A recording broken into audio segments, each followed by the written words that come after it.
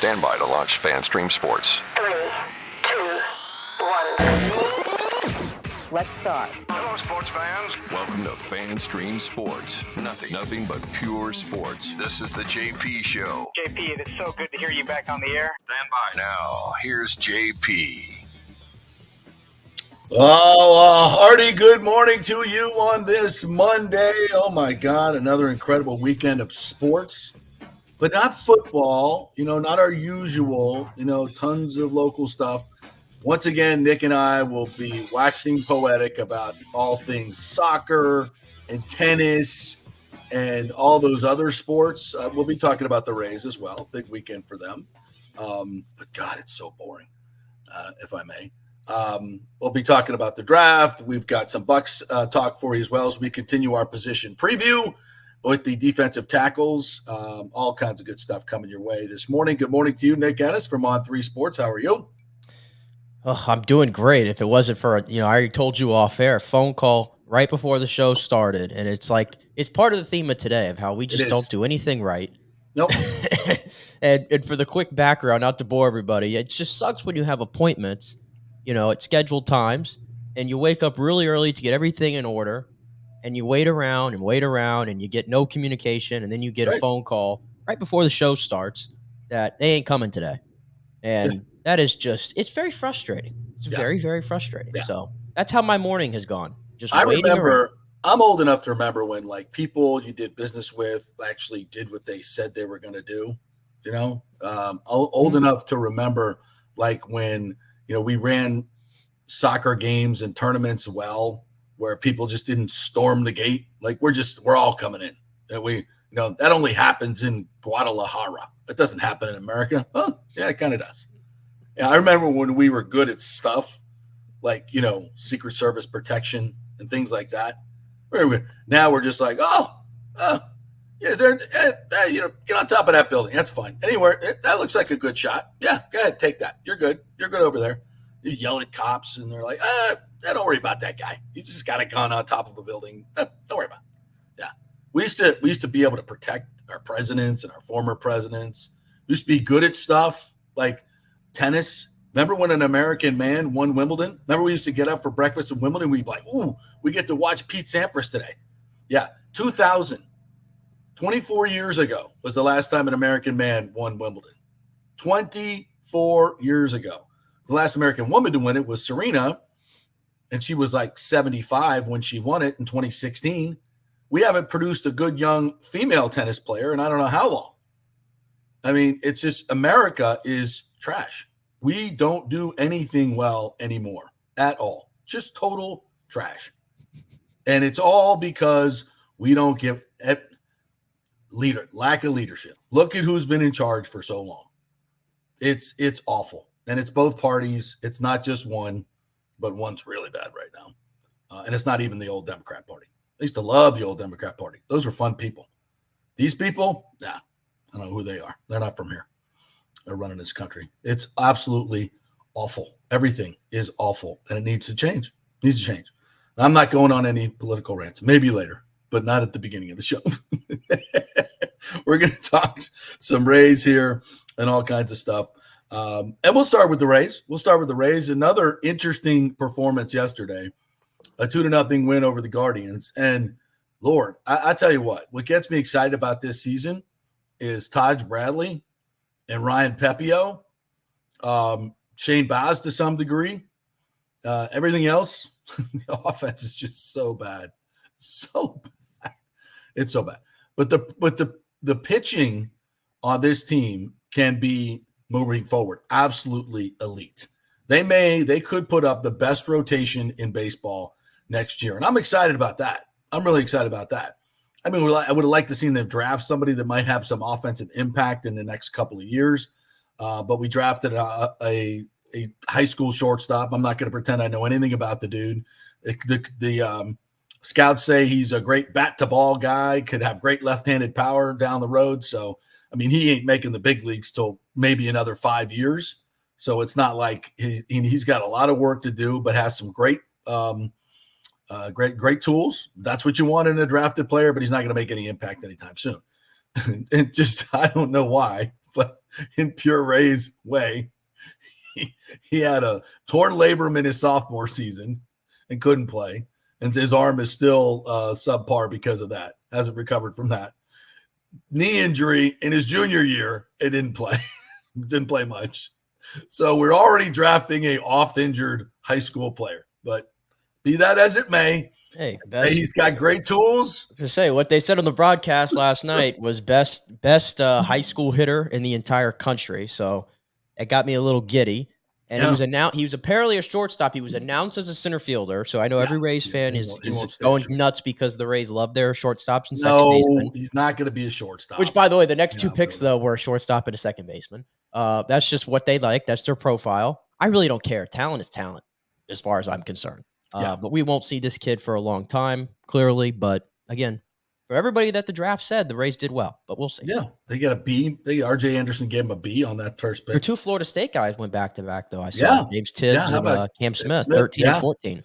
Yeah, and Caglione from Plant goes number 6 to the Royals. I can't believe he lasted till the 6th pick. He breaks the Florida home run record with 75. Homered in 9 straight games this year. Had 35 home runs. Bats from the left side, plus defender. Can pitch if you need it, but he won't be a professional pitcher. The dude just mashes. Now, I was listening, running around yesterday. I was listening to Sirius XM, the baseball geeks on there doing the draft. I just marvel at like their commitment. Yes. To scouting players. These dudes are like, I went to Wauchula. What? You did what? Wauchula's around the corner. I ain't going to Wauchula. No offense, Wauchula. But I mean, to see a baseball player play, I'm not doing that. These dudes are like, I went to Wauchula. I'm like, you did? Jesus Christ. Okay. So yeah, I'm listening to these guys, and they are just so good. And they were the guys that were on MLB Network earlier. Which, by the way, I don't know what this guy's name is, but he looks just like me. Did you see a guy yes. in MLB? Yeah. Did you see that dude? On ESPN. Ashley's like sending me a picture. She was at a sports bar. She's on the road, and she's like, "This." I looked up it and said, "Is that you?" I'm like, "Holy shit!" I was literally waiting for him to speak. It was on the ESPN broadcast, and I was waiting for him to speak. Did you see that dude? I'm like, yes. I'm like, that looks like JP. The whole thing, like no offense, but like the hair and everything. Yeah, the receding hairline. It was completely like you.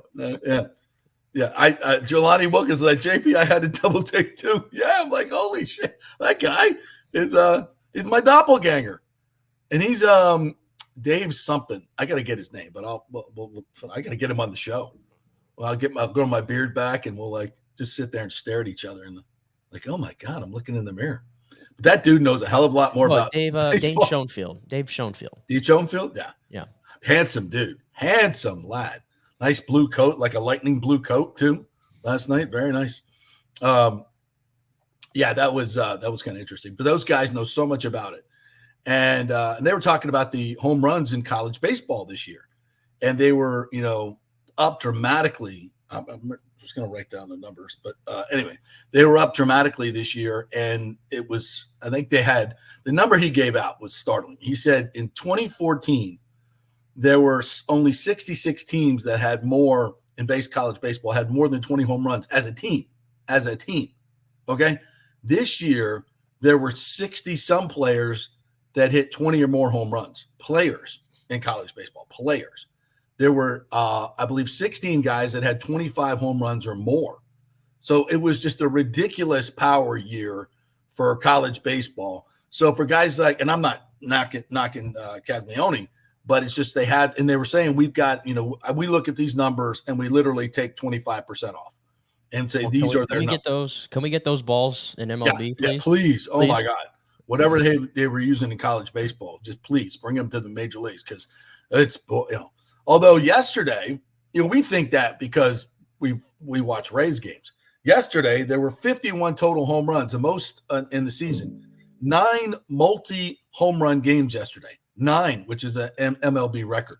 So home runs are being hit. They're just not being hit in Tampa Bay. So it's funny, though, because the Rays did hit 2 home runs yesterday. They did hit 2 home runs, yes. And Siri, boy, did he run into that one. Supplied all the offense we needed. By the way, 89 miles an hour like middle of the plate. I'm like, well, you better hit that out of the freaking yard. Same with Brandon Lau. I think I get about an 89 mile an hour right in the middle on the inside, belt high.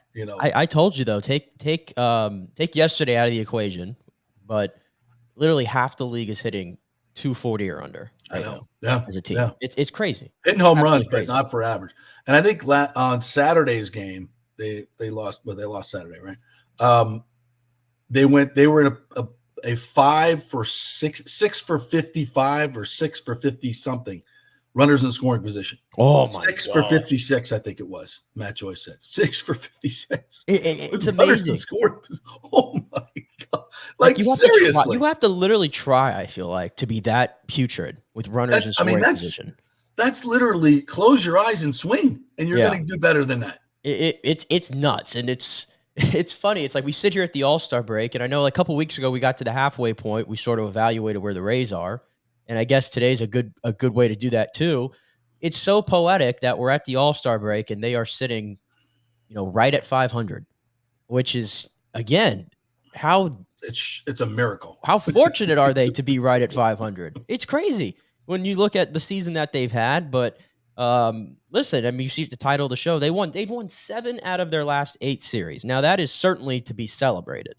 Numbers what? But yeah, and then what's their record in that stretch? Do you know?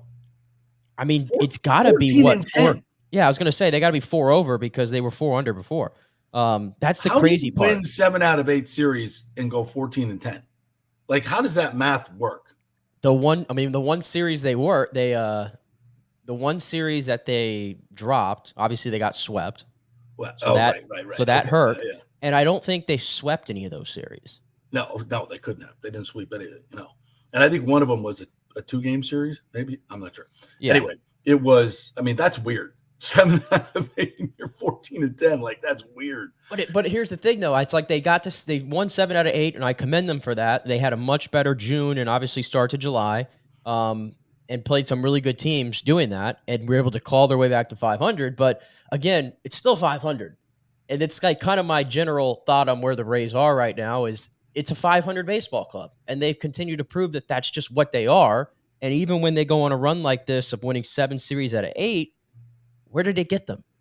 It's not like they're any closer to anything, and it shouldn't change their plans, I guess, to say. For what they do later this month at the trade deadline. Like about a month ago, I went through the deeper analytics offensively, and there's 3 teams at the bottom, and depending on what category you're looking at, but the deeper analytics of just producing runs, the Rays were last. They were dead last in the league, and I don't think they've improved at all.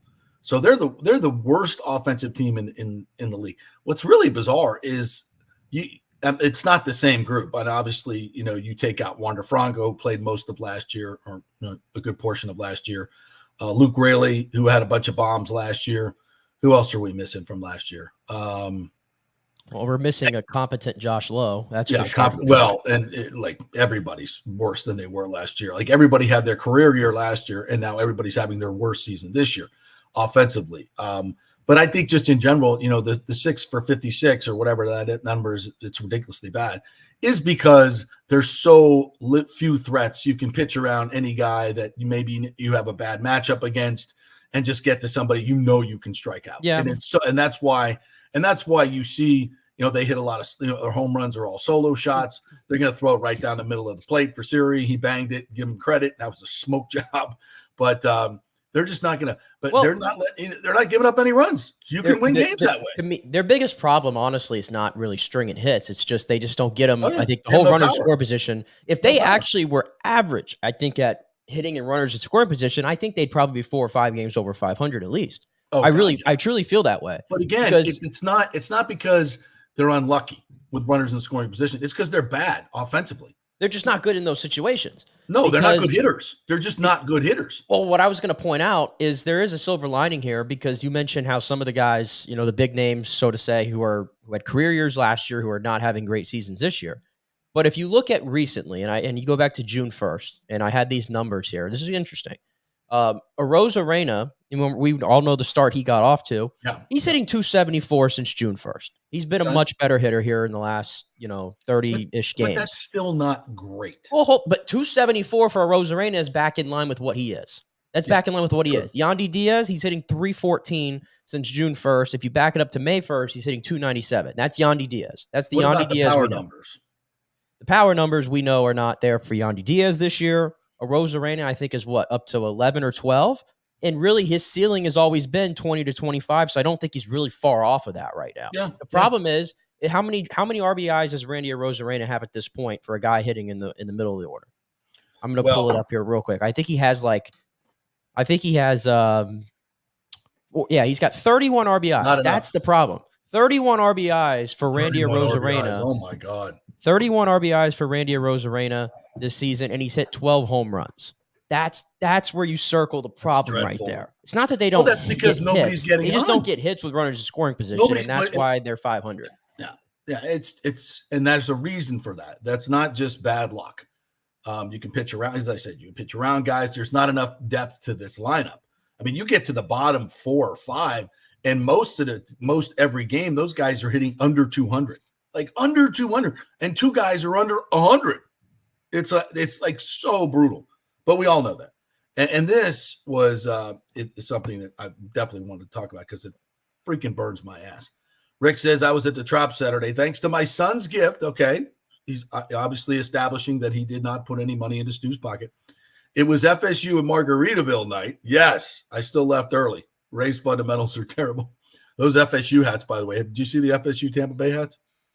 I don't think I got a good look at them. Sweet.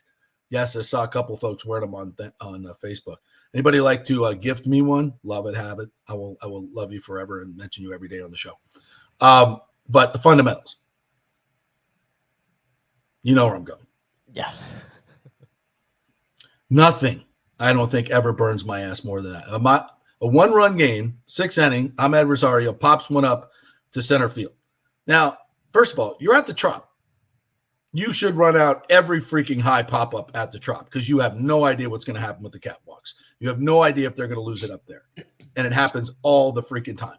So of all places you don't run, Tropicana Field, you're benched. You're benched forever, in my opinion.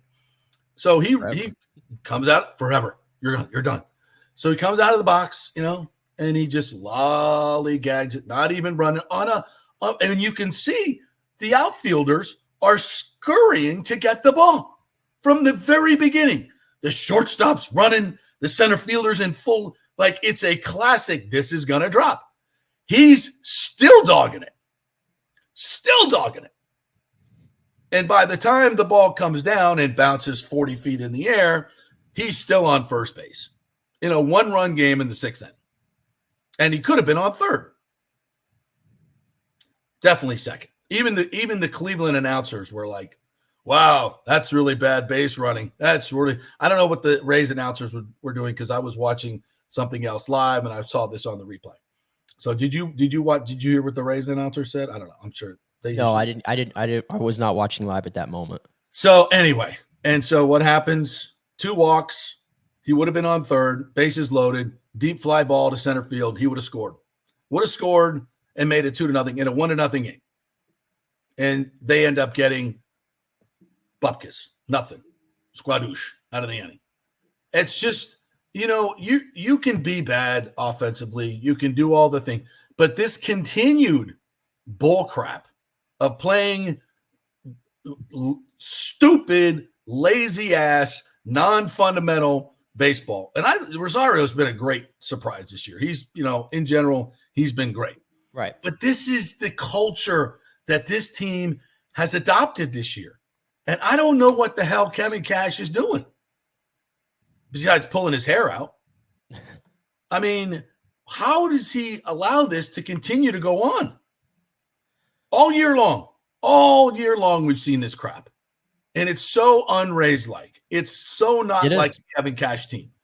He said these are not – and I don't know if he's just thrown his hands up and like these guys don't listen. They don't give a crap. They don't whatever. I'm done with it. Do whatever the hell you want to do. That's where I kind of feel like he's at right now. And that's just my opinion from the outside because this is not the type of team that he allows. or placement. Like, just doesn't.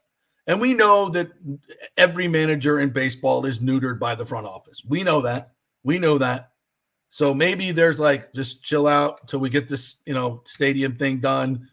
Let's do all unicorns and rainbows. We don't need anything negative. Just be as positive as you can. Just cool your jets. Don't discipline. I don't know what the hell's going on. I'm just looking from it as an outsider, looking inside. This is not the way Kevin Cash teams play. Some teams are just bad fundamentally. And I don't know if it's that's on the manager. I just don't know if you could break that in the middle of the season. The guys you have are the guys you have. Even little things like yesterday, and this didn't really matter in the grand scheme of the game, but on the topic of fundamentals and sort of defense, like even Taylor Walls, who you usually can't poke holes through that guy at all. No. In the field, there was a little minor play there. I don't know if you saw at the beginning of the game in the second inning. There's a ground ball to him at short, and you would think Taylor Walls, he was so close to the bag. Rosario hadn't even gotten over there yet, and you thought he would just step on second and throw to first, double play. Pretty simple over. Play. And instead he flips it, and it was a poor flip, and Rosario wasn't there yet, so we had to come in, and then we weren't able to get two, and it didn't matter because then they were able to get a double play the next play. But it's just three-pitch inning, by the way. It's just cool. A little example, though, that it's like everybody on the team at moments has these sort of just brain farts, I guess. Yeah. On the baseball, we've seen this before, Nick, on other teams. It's just because every day it's blasé. You're a 500 team. You're just not focused. You're not. And Rays teams this has always been their driving force because most of the guys are underdogs. Most of them are trying to still prove themselves at the major league level. Every day they come out, they got it. This is World Series Game 7, and they played that way with that type of focus and intensity. Haven't seen one freaking inch of that this year. They have not seen one, and it's one of the things we've always loved about the Rays. Is because that's the way. That's why I think that's why with a low payroll you can compete with them because you bring that intensity every day. Right. Because we see the Yankees and the Red Sox and they play sloppy baseball because that's who they are. Not the Rays. I think that's why, because sometimes I think the reaction that you're having could be a little too strong sometimes. Because at the end of the day, it's not like they're 15 games under 500. Right. But it's just, I think the fact of, and where you're coming from is we've watched this team for years and we're just not used to this. And so I think that's why they're 500 and not. It's the same. No, I agree. I agree with you. For the most part. I agree with you. And Taylor Walls, okay, here's another perfect example. That play you mentioned. It's a great play. So Rosario's in the hole. It's a left-handed batter. Runner on first. So Walls is shaded towards the middle. He's about 6 steps from second base. So in your brain, hot shot to me, I'm stepping on it because Rosario's too far. You thinking about that ahead of time. That's right. That's when you're talking baseball. Hot shot to me. You're not thinking ground ball to me. If you're a professional, you're thinking hot shot to me towards the bag. I'm taking it myself. I mean, that should be in your brain. Now, that was a freaking bullet that got hit. It was a freaking bullet. And so he makes the tough play, and maybe that scrambled his brain a little bit. But you can't do that. This is Major League effing baseball, and you hit a $110. You can't make defensive mistakes. You can't. You're like the white guy three-point shooter. You can't miss open threes because you don't do anything else. You got to make those. If you're a shortstop that can't hit your freaking weight, you got to make those plays. And you didn't make it in a one-run game. Now he got bailed out because Yanni made a great play on the next play, but and they would have scored a run on that play. Line drive down the line, probably scores. So you got to be better than that. You got to be better than that. And if you're going to continue to win these games 2-0, you can't make mistakes like that. And they're lucky. They're lucky. They were lucky to win yesterday. There was, some hard hit balls that were right at people. But Pepiot did a great job. He and only one other guy, Wu from the Royals, I believe, or Cubs, are the only pitchers in the league that have gone 6 innings and gave up 2 hits or less. I mean, that's pretty damn impressive, back to back. That's pretty damn impressive. And his changeup has been fantastic. He's really good. Yeah, Ryan Pepiot, I thought he had hit a little bit of a ceiling a few weeks ago, but he's responded by having his best outings here. He's getting better as the season goes on now. So there's a lot to be excited about him. And of course, Taj Bradley. I mean, he is blossoming in front of our eyes, JP, I think, as a bona fide top of the rotation ace type stuff. I mean, got a long even way to go. A long way to go. He's got a long way to go. But I mean, I'm just looking at his last 7 games here again. And we brought this up last week since the 9-run outburst on June 1st against Baltimore. In the 7 games since, how about the ERA of 107? Does that play? 53 strikeouts in 7 games. 53 strikeouts in 7 games. Opponents hitting 187 against him. I mean, he's just been a delight to watch. He's been the biggest positive, I think, on this team that I've seen. And it's like you're already starting to see the makings of what 2025 is going to look like in this rotation. Cross your fingers if everybody can stay healthy. But even the rotation they're going to have for the rest of the year. Because they already, they kicked Savali to the curb, which was the right move. Thank God. Move on from the mistake. Same thing with Maton. Move on from the mistake. Gave up the 39th best prospect in baseball to get Savali. And, you got Squadouche back. But okay. Xavier Isaac's coming. He's coming. Right. But move on from those mistakes. Yeah, move on from those mistakes. Very Lightning-esque from the Rays front office, by the way. Move on from the mistakes early. And then Eflin, I think we probably would agree he's going to get traded at some point, but you're still looking at Taj Bradley, Ryan Pepio, Shane Baz. Hello, Jeffrey Springs. We'll see you later this month, probably. Just had another outing yesterday in Durham. So you got 4 guys right there.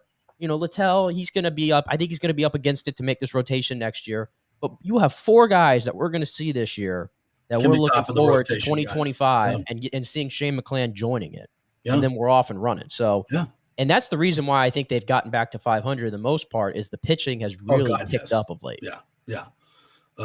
Fairbanks did the tightrope walk yesterday again. Puts 2 on those nobody out. But Jason Adam, I mean, just nails. He should be. By the way, Jason Adam should be pitching tomorrow in the All-Star game. He should be. You could shove it with this Clay Holmes nonsense in New York. Go compare the numbers side by side. It's all about it's all about the logo on his hat, clearly. Because Jason Adam, I think he's like top 3 ERA of all relievers in baseball with the amount of innings he's pitched. He should be there tomorrow. But I agree. Whatever. A couple of great comments here. Seminole TJ Maxx loaded with new cheap New Era and 47 brand Bucks hats, Nick. Those are good hats. I am a hat connoisseur. I love the 47 brand. I'm telling you, if you find the right TJ Maxxes around, they have good selections. Those are like, Lonnie, those are like what, $10, $15 hats? They're $10, $15. And if you go on they're literally $40 the 47 website, they're $40, $45. Yeah. All right. Nice. That's good stuff right there. That's the stuff because we're thrift shoppers here. We're TJ Maxx shoppers. I mean, look at us, JP. I see your hat. You see my hat. We're supporting the local brands here in the Tampa area. Hell, we are. Especially when they give them to me. For free. Noddy says, I can't listen to those geeks on MLB Network. Brutal. Give me Shaq and Charles. I know. Listen, it was. Did you watch the MLB Network broadcast? The what? The MLB Network broadcast yesterday, I was rolling my eyes at Dan O'Dowd, who kept calling every player, this team really got themselves an aircraft carrier here. He was referring to like every big prospect. He's an aircraft carrier. I'm like, what is an aircraft carrier? You got to vary. And how could he used that for like 3 players of the first 6 picks, and he never explained what that is. But I think just, metaphorically that he can carry the whole team. Oh yeah. Every prospect's going to pan out and be an aircraft carrier. Yeah. I thought JP Lookalike was going to rip Stu in front of the whole country. If only. We'll get him on the show and we'll educate him, but they never will. Lonnie said, went to the game yesterday, had a blast at the Trop. Good for you. 22,000 people in attendance yesterday. Even at the lower level, I'm tired of watching 165-pound guys trying to hit like Jose Canseco. It is. It's so bad for baseball. The home run is everything. It's just awful. Scotty Fitz, 50 days until college football. Can't watch baseball anymore. I know, brother. We're going to get to some football. Don't worry. We'll get to it in a little bit. Palacios hit a triple on Saturday. Halfway to third, he turned around looking for the ball. Why? I know. Fundamentals. And on the Seminole hats, Tampa Bay hats are sweet. My son goes there. FSU, go Noles. Yeah, absolutely. All right. You want to give us a little bit of taste of the man, the myth, the all-encompassing suck? And we say that with all loving in the best way possible. Yes. We say it. Mr. Pete Fairbanks in his 2-minute post-game presser, which the whole thing is worth a listen. Cheers. Let's enjoy. We're getting out of that little bit of a jam there and getting the save today. Yeah, I think it could have been avoided had I executed a little better. But outs are outs. Saves are saves. And we exactly at 500 going in the break, or we one game above, The right? headband is just like I'll take being right at 500. But he's Bill Hader. How we were to start the year, going into what should be a good reset for all we're gonna send parties. one of these to I was going to Hader say, and how go, would you "Let's assess do that first half? It does seem like Mimic you this." guys are kind of getting your groove back recently, winning some clutch series here. Yeah, I mean, Yeah. you know, I thought we were generally terrible for at least part of it. We were good for part of it. And, you know, I think we ended it on 8 of 9. PR guy. 7 of 8 series. 7 of 8 series. So I should never have doubted you, Mark. 7 of 8 series to, you know, head into the break. So I think we'll take that, barring, you Got a little know, left for talking. the haunted house in Arlington. Ryan Pepio today, back-to-back strong outings for him against back-to-back very challenging lineups. What was impressive about his outing today to you? Yeah, you know, quick outs and weak contact, right? It's a bit of a different, you know, not bad different, just a different challenge than you get, you know, facing a team that has the pop that, you know, we saw with New York. And I thought he did an excellent job of, you know, using his best pitch and then complementing that with a good heater as well. Good starting pitching, relief pitching, some good defense. Clutch hitting feel like Rays type of wins lately and specifically today. Well, you know, I would love if we had a laugher on our end one time, you know. But yeah, wins are wins, Mark. Wins are wins. We don't really care how we get them. Right. We just prefer to have them. Would I prefer that you didn't characterize Rays baseball as bad offense? Yes, I would. But Tight games. Clutch I don't think that's what your intention was, Mark. But we could agree to disagree. Yeah, it felt like, you know, we had some vintage wins today. We'll say that. They cut it off after that. I thought there was going to be some more back and forth. That was it right there. Yeah, love it, absolutely love it. I think he and Mark have a nice, wonderful little give and take relationship. I think so too. But by the way, I'm just going to put this out here. Mark wasn't really lying, was he? He was not lying. He was not lying at all. He was spot on. He was spot on. Absolutely. And he was being very polite. He could be less polite. Absolutely. I just in there, love- Fairbanks. No, but I need him to speak after every game. I don't care if he takes the ball Yes, at all. yes. I need to hear him speak because I love the honesty. Like even when Trisha asked him to sum up the season, he's like, "Well, I thought generally we were terrible." Yeah. Or I Terrible mean, you don't for hear part. players usually say stuff like that. So You don't hear players say all encompassing suck. no, Not a wearing specific whatever type of this suck. headband was, I mean, whatever yeah. that was. Yeah. What is I that? don't know Like, what is I'm that? not sure. I'm not sure what that is, and I'm not going to try to figure out. Let him get roll a inside Pete little bit. Fairbanks' Let him mind. look forward. Roll it a little bit. Let's get a better look at it. You know, what is that? Anybody out there? What is that? I got no idea. Looks like maybe some super. It's got Superman colors. It's kind of like it's some superhero thing going on there. I don't know. He's an interesting cat, Oh, he's the best. He's the best. and I hate to see most him go. entertaining part of the race. I'd hate During to the see him game go and at the after the deadline. game. I hate to see What's him go that? at the deadline because I have to think that's Oh, a God. possibility. Yeah, I better not start. I better stop saying he's my favorite because then Stu will ship him out. I better start. Please, Stu, don't do that. Don't do that. The fans love him. Hey, listen, I'm all about the business, and if somebody wants to drop a bag for a guy who could potentially be closing No. out in the World Series, I mean, I'm No, gonna have to make a move there. Not gonna lie, no, we got to keep him. He's pure entertainment. business is business. I could see him like also. If the organization did him wrong, I could see him like going off. Do we want to listen to the beleaguered Kevin Cash? Let's see what Kevin had to say. Last time we'll hear from him for a little bit before the as they go on the All-Star break now. All right, we'll start with Ryan Pepio. That's back-to-back strong outings against two very, very good lineups. He said he felt like everything was working tonight. What'd you see from him? I agree. It looked like that. I mean, he was super efficient. Just overall impressed with certainly Pep, but the way we pitched this entire series, ultimately the homestand. But against this team, we talked about being a unique team. They put the ball in play quite a bit. They got a bunch of good hitters top to bottom. They're versatile right, left, and felt like our starters and relievers really navigated through that well and highlighted today with Pep for sure. Good hitters, but good pitching as well. So those Siri and Brandon Lau home runs, pretty clutch against some tough pitching. Yeah, when we've talked about getting the big hit, sometimes the guys aren't on base.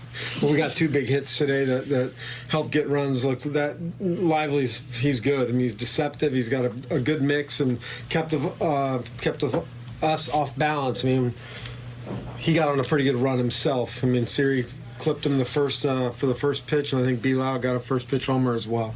And then does it feel like you guys have some positive momentum headed into the All-Star break after this? Yeah, I think so. I think that hopefully they feel that way. That's very fair. We've played better baseball here as of late, so hopefully they can go into the break, enjoy it, and then come out of it, keeping a little bit of the momentum that we've created by winning some series here. You talked a bit about how Pepiot has been, how he's been pretty good for you guys. Obviously, he's incorporated some of the change up there, and he's had a few games, like four straight starts with allowing less than 2 runs a piece. So, what is going into that? What are you seeing from him that's allowing him to do that? I mean, look, I think that he realizes his changeup is probably his bread and butter of the out pitches, and when he gets on a run, he's going to continue to go to that. But, I mean, a lot of that plays off him having a really good fastball that carries through the top of the zone well. He even threw a couple breaking balls that I looked at Kyle today, and, you know, he kind of put the curveball in the back pocket for a little while. He's brought it back out. It's becoming a pretty good pitch. So the more looks that he can give hitters, the better. But he knows, we know, the opposing lineup knows that changeup's a big pitch. And by the way, I was just going to mention on Pepiot, because we always have to, look at the trades and all that. I'm just saying, Tyler Glasnow is on the injured list again with lower back tightness, which is not surprising given how tall the guy is. I'm just saying there was a reason why Tyler Glasnow became expendable. He's never healthy. He's just never healthy. So I get it. So no, I just pointing that out as Ryan Pepiot continues to shine. But it's a couple good outings. He hasn't won a Cy Young yet. He hasn't, Well, neither has Tyler Glasnow. I know, but he hadn't pitched in the playoffs. Never pitched more than 120 innings in a season. I know. Listen, I never would have paid Tyler Glasnow. I wouldn't have signed him to that much, but I know why they signed him to that, because they wanted him to pitch at the end of the season to give him a shot to do something in the playoffs. That was good. I get it. But they were never going to pay him $26 million. We knew that from the beginning. But I would have, and Pepiot's good, but he's, I think he's got a great opportunity to be great. He's got really, really good stuff, and there's room to move. The fastball is plus. Slider is devastating, and changeup and slider is just devastating. And he's got a chance to be great. By the way, I'm just saying, if you even how's the other part of that trade doing? What? Who? What? Who? What? I don't know what you're talking about. Johnny DeLuca. I'm just saying too, by the way, not to go down the rabbit hole of ultra comparing the both of them, but at this point in his career, Ryan Pepiot has accomplished more than Tyler Glasnow did at this point in his career. And even if you go throughout Glasnow's numbers and look at Pepiot's numbers, Pepiot lower ERA at this or through his career so far than Glasnow, things like that. So I don't know. Maybe we'll be talking about that in the future, that there really wasn't much really differentiating those guys, obviously, other than cost. So, yeah. All right. Anything else? A couple other great. Oh, we have. I knew Nathan Elliott would figure this out. Where is it? Here it is. Nathan Elliott says Pete Fairbanks is wearing a Cyclops headband. Is designed like the character's visor. Cyclops is a character from the Marvel comic Hood? X-Men. Anyway, from X-Men. Told you. Superheroes. I'm a little disappointed in you, Nick Gaddis. I expect you to get that. Listen, I'm a casual Marvel viewer. I can tell you all about the Infinity Saga, and after that, I got nothing to give you. I got nothing for you on the comics. I'm a casual Marvel fan. Okay. All right. Well, thank God we got Nathan Elliott. And I haven't seen one X-Men movie, so just saying. All right, but thank you. I knew we'd find out. Our audience is super smart; they know everything. All right, want to say thank you to our great sponsors, the Jeeves Law Group, JEEVESLawGroup.com. Saw Scott Jeeves this past week and gave us some great insight on the Florida State case, and he is on the list to mediate that case. He said he's low on the list, but if it comes to mediation, he would be. That's how good of an attorney he is. That's how well thought of an attorney he is, that he would be on that case to mediate the ACC versus FSU. How about that? That's all you need to know about how he is regarded in legal circles. And if you want him to represent you, you can do that. If you get in an accident or have any legal issues whatsoever, it's the JeevesLawGroup.com, JeevesLawGroup.com. And He's an awesome dude. They will make you feel important because you are important. Your case is important. So don't go with the out-of-town big law firms. Go with the local one that knows the local landscape as well. It's the Jeeves Law Group. Also want to welcome in a new sponsor, Third Generation AC and Plumbing. Great folks here, long-time third generation in Tampa.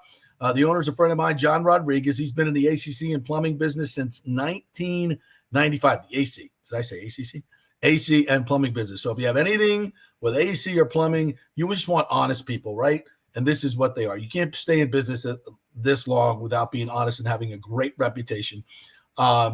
They do AC techs are not incentivized on these big commissions, as he was explaining to me. A lot of these companies will incentivize their AC techs. If they sell a new unit, you get these huge commissions. So what are they going to do?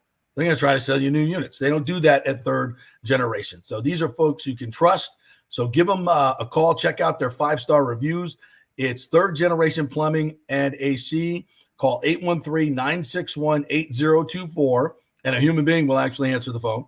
813-961-8024, or go to thirdgenerationplumbing.com or Google them. Great folks over there.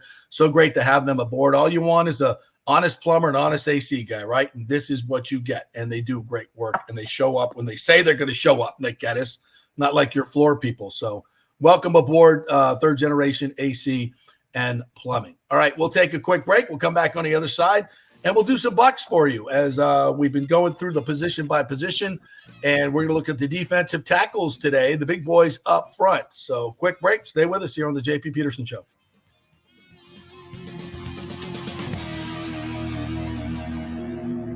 Summer is here, and it's the perfect time to shine with the exquisite June birthstones, Pearl, Alexandrite, and Moonstone at the Golden Diamond Source.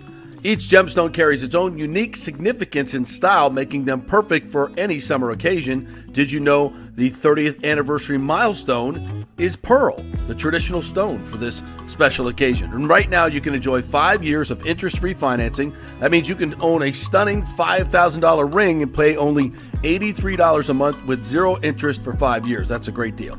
And shop online and get 15% off the June birthstones. And we love our partners, local businesses that have been here for 40 years. That's right, the Golden Diamond Source has been here for 40 years. Julie and Steve Weintraub have done so much in our community. We thank them, and we shop there. It's the Golden Diamond Source, 3800 Olmerton Road, always online at thegoldendiamondsource.com. Happy summer. As we head into summer and hurricane season, you must make sure that your home is fully insured. Over 40% of people in Florida are not fully insured because property rates have gone up lately. Your home is worth more, so it needs to be insured. Call the great folks at Italiano Insurance, 813-877-7799 to make sure you're fully insured. And also, you might just save some money. There are new companies coming into the state all the time. In fact, we just shopped our homeowners insurance, and I'm telling you, folks, we saved over $550 because Charity, the great customer service at Italiano Insurance, did all the work and found us a better company and a cheaper company. She'll do the same for you. 813-877-7799. Do something about these high rates. Shop them around.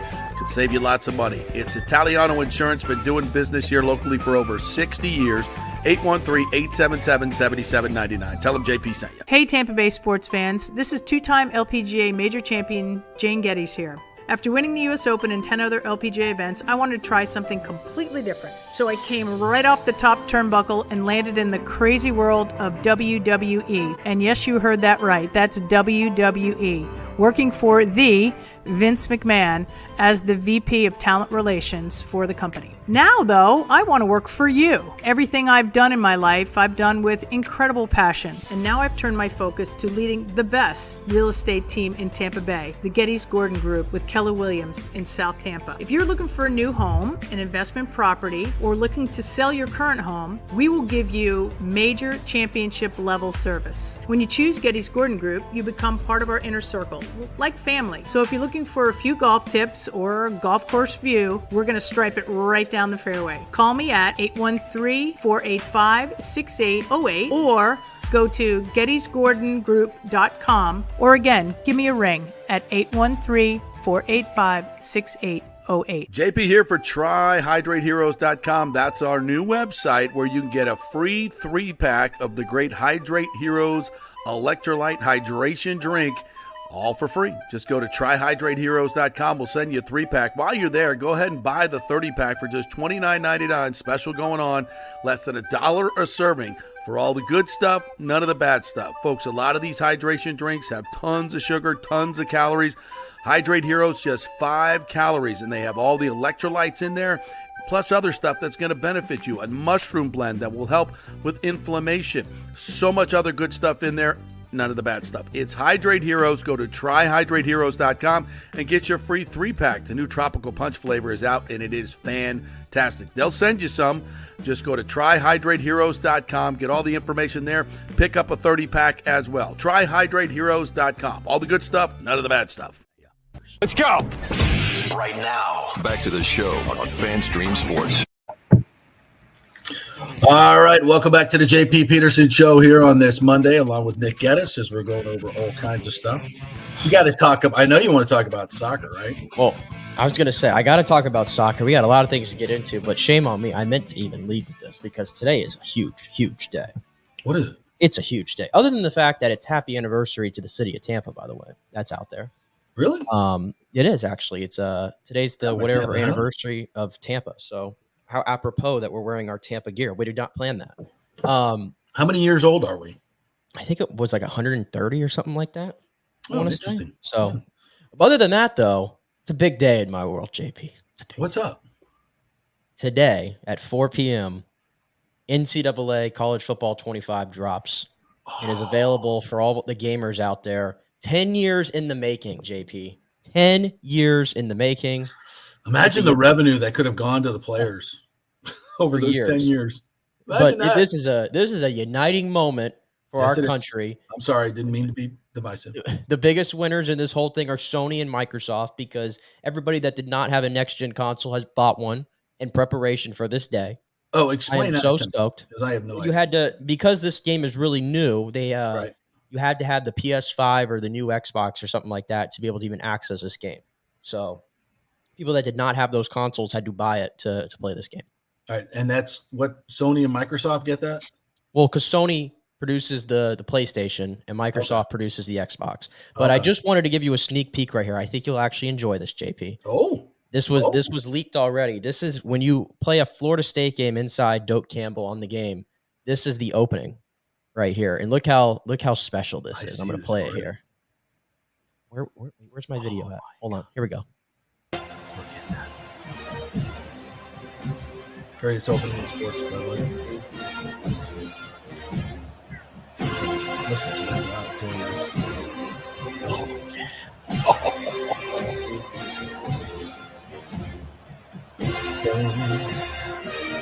Do it, Chief Osceola. Do it. Who are these jamokes coming out? Is that Georgia Tech? Who are these jamokes? Penn State? Are they the Golden Flashes? No, it's Toledo. Boom! That's what I'm talking about. For those you would enjoy that a listening to little the bit. podcast, we're see the spear go down, and it's the best opening in sports. Come on, what's better than that? What's better than that? Come on, we've come a long way. In Saturday night game, spears going on, and oh my god, it's nothing better than that. I'm telling you, A lot of good openings in college football. Like I've been enjoying. We've been talking about how we've been enjoying this sort of football offseason that's usually pretty dead. But I'm going to start playing this game later today, and I'm going to be amped up for college football season. I can't. Yeah, who's on the cover? Is Tebow on the cover? No. It's like all the players are on the cover. Like Donovan Edwards from Michigan is front and center. Quinn Ewers, Travis Hunter, a couple of really big players. Yeah, the current players. Oh, okay.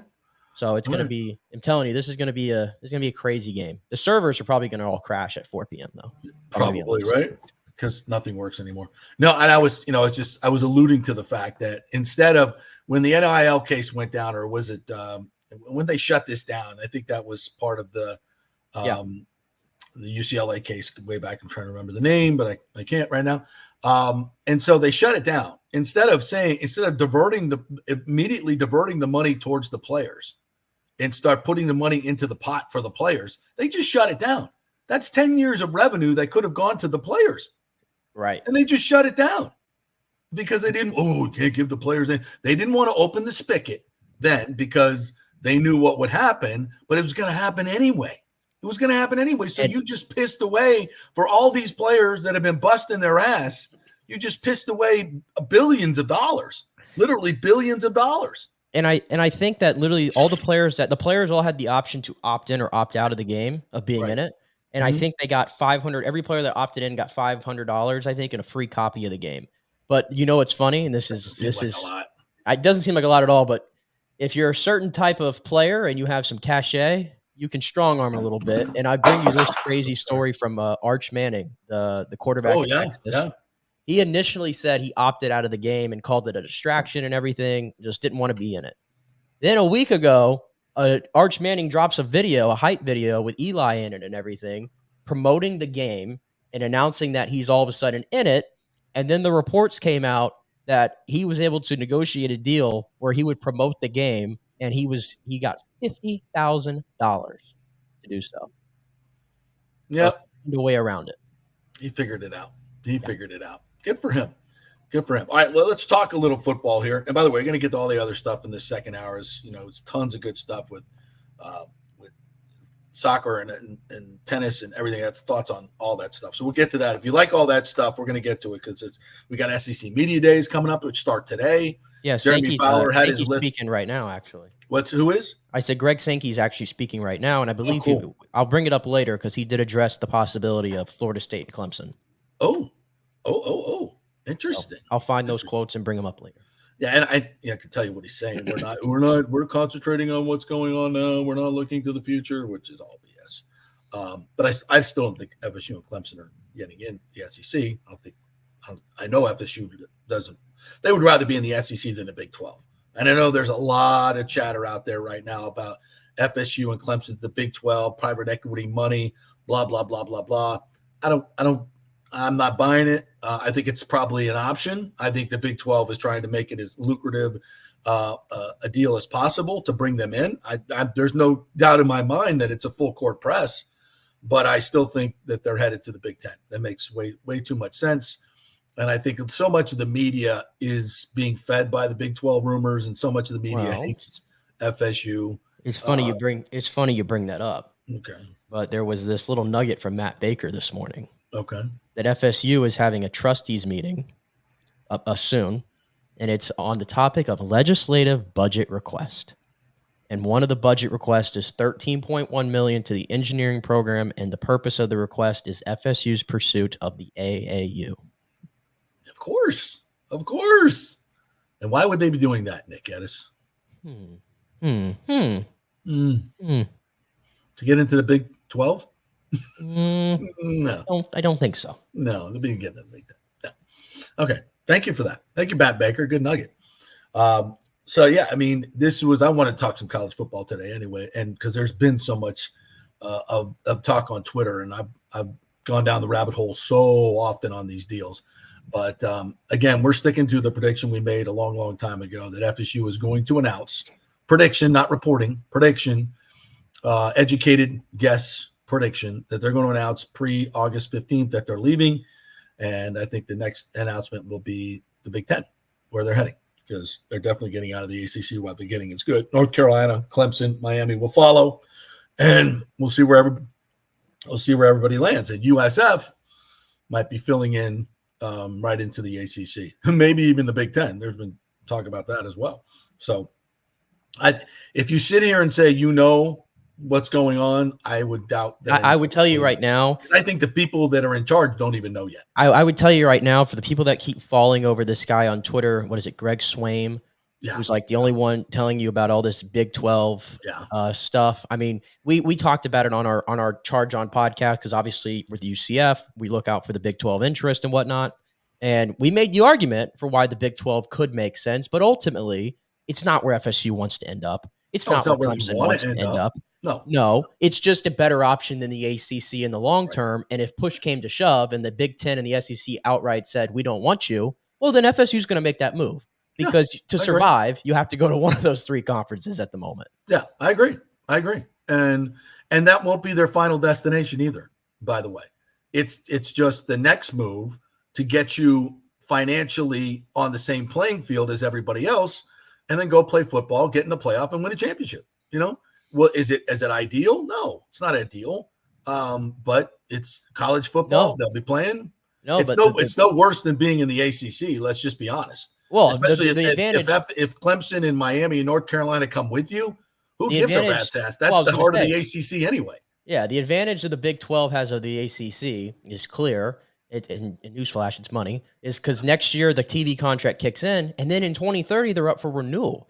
So if you were to add Florida State and Clemson and Miami and whatnot from the ACC, well, guess what? That TV renewal in 2030 is going to go through the roof. Yeah. And it'll probably not be to the degree of what the SEC and the Big Ten have, but it's going to be pretty darn close. While the ACC, again, is stuck until 2036. And by the way, if you don't think the 2025 Big 12, if FSU were to go in there, season opener on September 5th, Labor Day weekend, Labor Day night, is not Colorado at FSU, you're out of your freaking mind.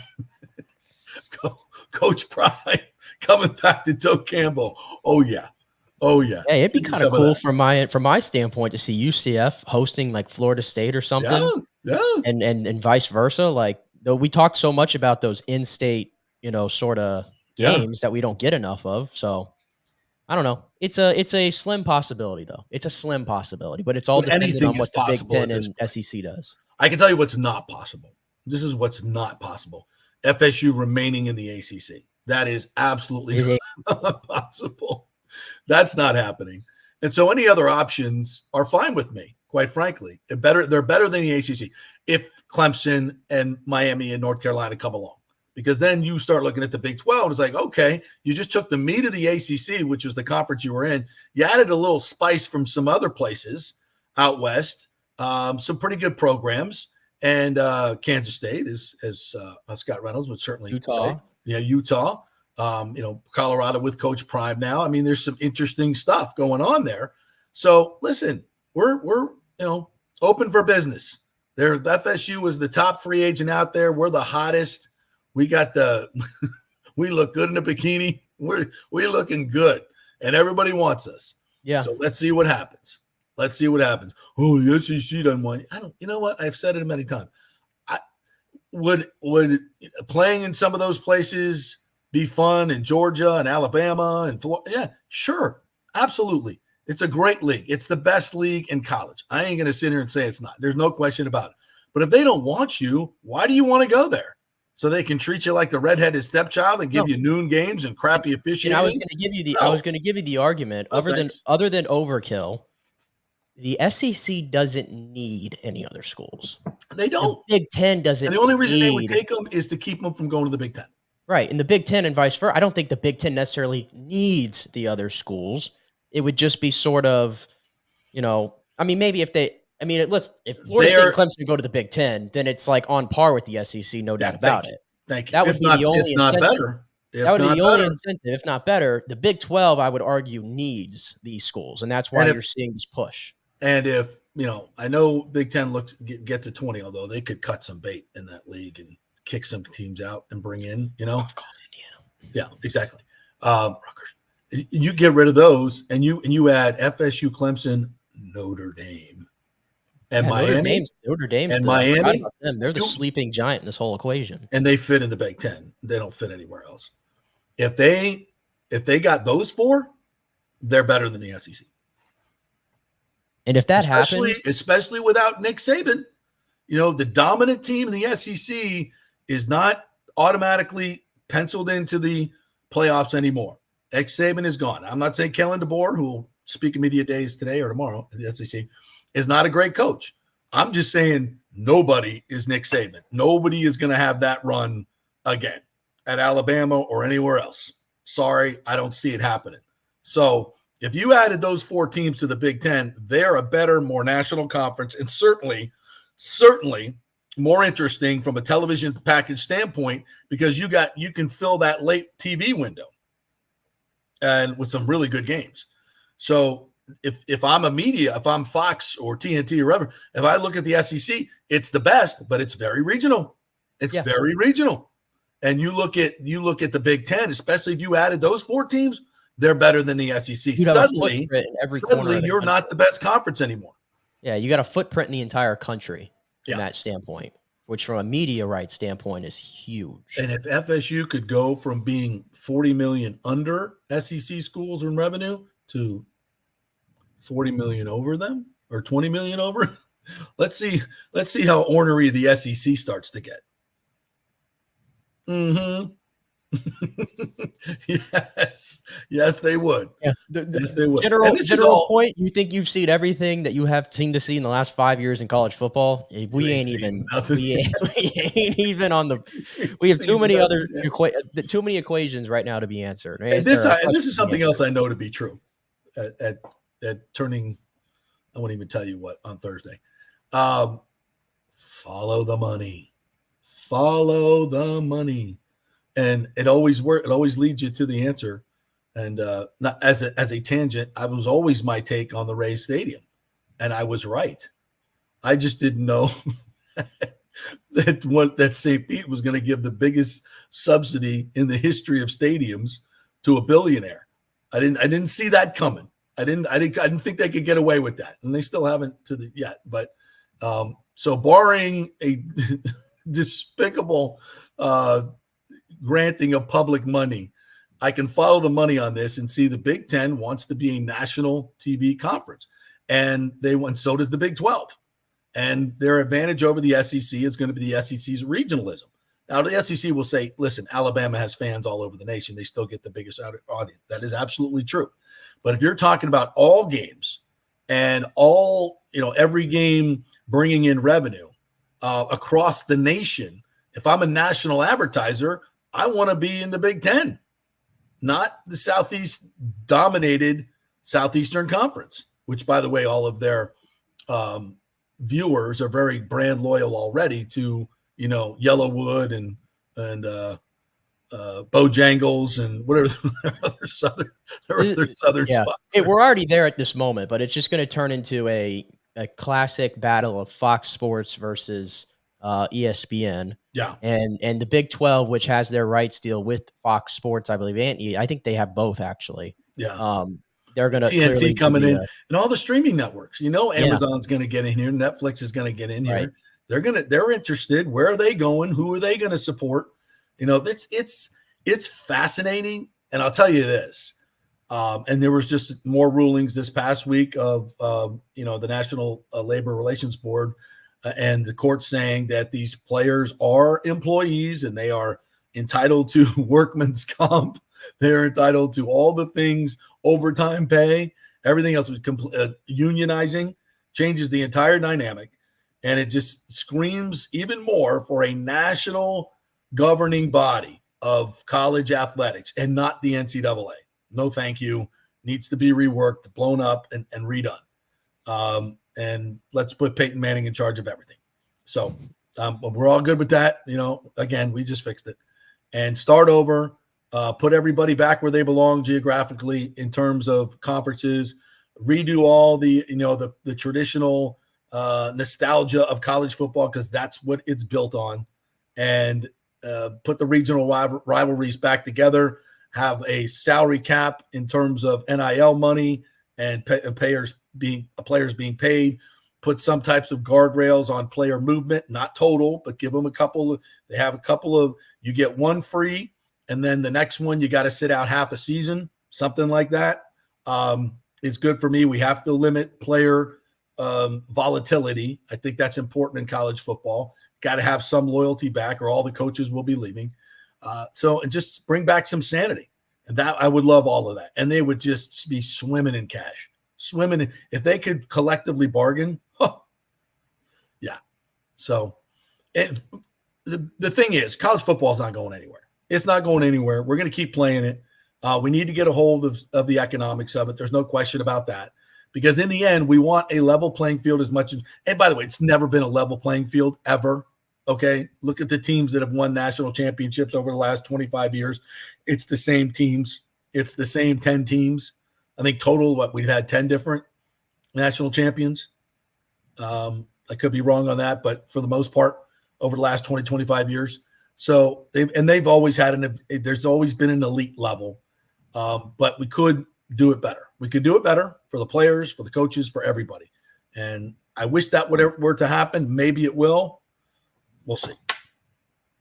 We shall see. But what's coming in the next 2 years, if you're an FSU fan and a USF fan, and even if you're a Gator fan, even if you're an Alabama fan, there's going to be a lot of change. But what we will have is on August 24th, FSU playing Georgia Tech in Dublin, and we will be there. Working on 2 shows, the Thursday and Friday before, from a Dublin pub. Ooh. How epic would that be? That's going to be rowdy. We're going to have to coordinate our times for the show, obviously, but that's going to be fun. No, Taking the show on the road. 10 to 12 is 4 to 6 over there. 4 to 6. Oh, there you go. You solved it for me right there. Happy in a Dublin pub. You guys ready for that? Ready for that? You're going to be sitting there. I'll be in, and I'll be bringing on all these. I'm going to bring on Irish people, and they'll be saying things you can't even understand. It's supposed to be English, but it's Seminoles. Everything's a question with the Irish. Everything's a question. Oh, so you think you're going to beat Georgia Tech, huh? Oh, do you? Okay. I bet you 5 Guinness you won't.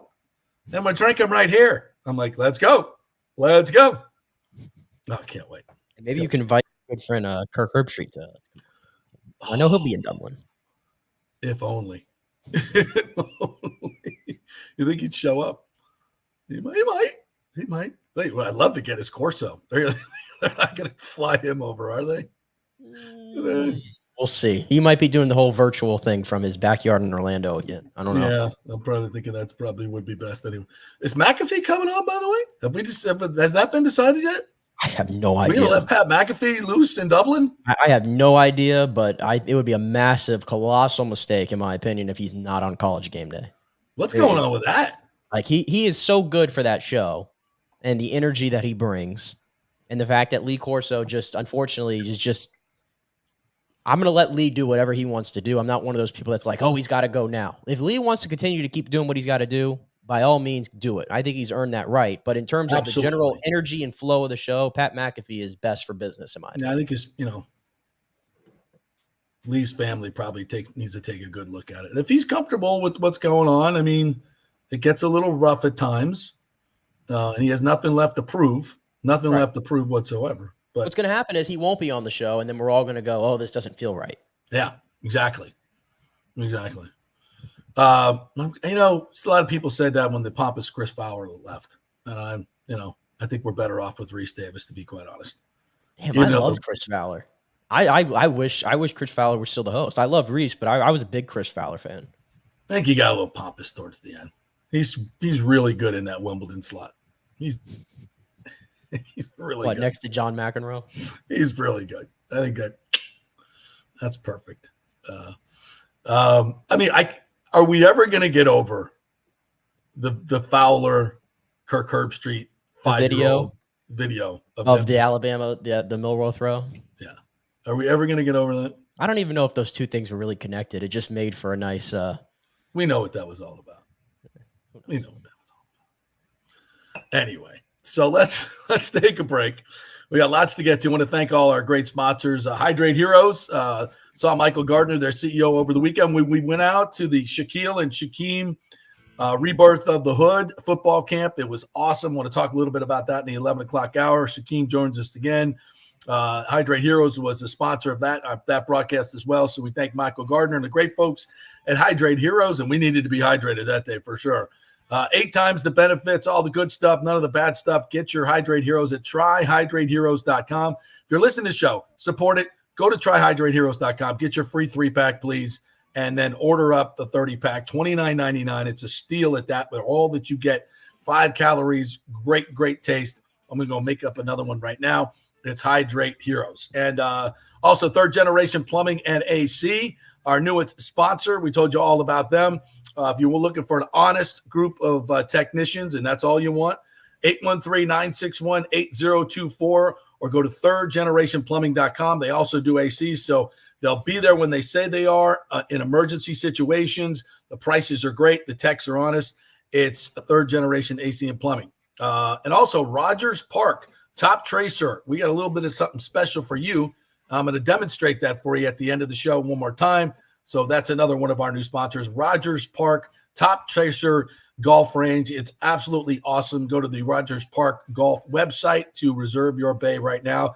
Opening today. Tonight is their first night and day open. So go ahead, head over to the Rogers Park website. Back in 3. Stay with us. JP here for the Jeeves Law Group and my man Scott Jeeves, who lives right here and has long been a highly respected member of our community. He's a proud sponsor of the Tampa Riverwalk. Jeeves Law Group is also a proud sponsor of our Grand Central District in St. Pete and has neighborhood events throughout the year. He has an office on Central Avenue in St. Pete and one on South Howard in Tampa. You can't get more local than that. So when you need an attorney, you're going to hire some huge firm that advertises all over the state or the one that supports your favorite sports show. It's the Jeeves Law Group. We're local, we're trusted, and we get results. For personal injury and personal attention, call us for a free case evaluation. That's 8889-JEEVES. That's 8889-JEEVES. All right, this is for all you guys who don't want to go to the gym and do 5,000 crunches. At Bay Area Modern Medical Center, you can get on the new True Body machine where you can reduce fat and tone up your muscle. It's like doing 54,000 crunches in just 15 minutes. Define your body as you see fit. True Body offers personalized muscle stimulation that delivers the equivalent of those 54,000 crunches in just 15 minutes. Just get in touch with them at Bay Area Modern Medical Center, BAMMC.com. Chris Lugo and the team over there will set you up on True Body and get amazing results. Non-invasive with comfortable and little to no pain and zero downtime. You can isolate and target those areas that you want to improve and treat multiple areas simultaneously. It's an amazing machine, so check it out at Bay Area Modern Medical Center, BAMMC.com. JP here to ask the question, are you planning an event, meeting, or conference? If so, you'll want to call the designers and production professionals at Extravaganza Productions Incorporated. With over 35 years of experience in the events industry, designing and producing every type of small to large event, they can provide a huge resource for design ideas, audio, visual, sound, lighting, decor, and entertainment to turn your event into an incredible experience for the entire audience. Folks, I've worked up close and personal with this group at many national events and Tampa events, and they have unique capabilities that help you save time and money in the planning and execution of your next event. Don't delay. Call these pros today at 813-621-4700 or check out their website at extravaganzaproductions.com. Tell them JP sent you, and they'll provide a free initial consultation for your event. Extravaganza Productions, the best of the business. Take your business or nonprofit to the next level with the power of video. Red House Streaming offers complete studio production services at our state-of-the-art facilities. Put our experience and expertise to work for you. From initial concept to final delivery, we'll handle it all and bring your vision to life. As your all-in-one production partner, we offer comprehensive marketing packages that not only showcase your brand, but amplify your reach. Contact Red House Streaming today. Let's go! Right now. Back to the show on FanStream Sports.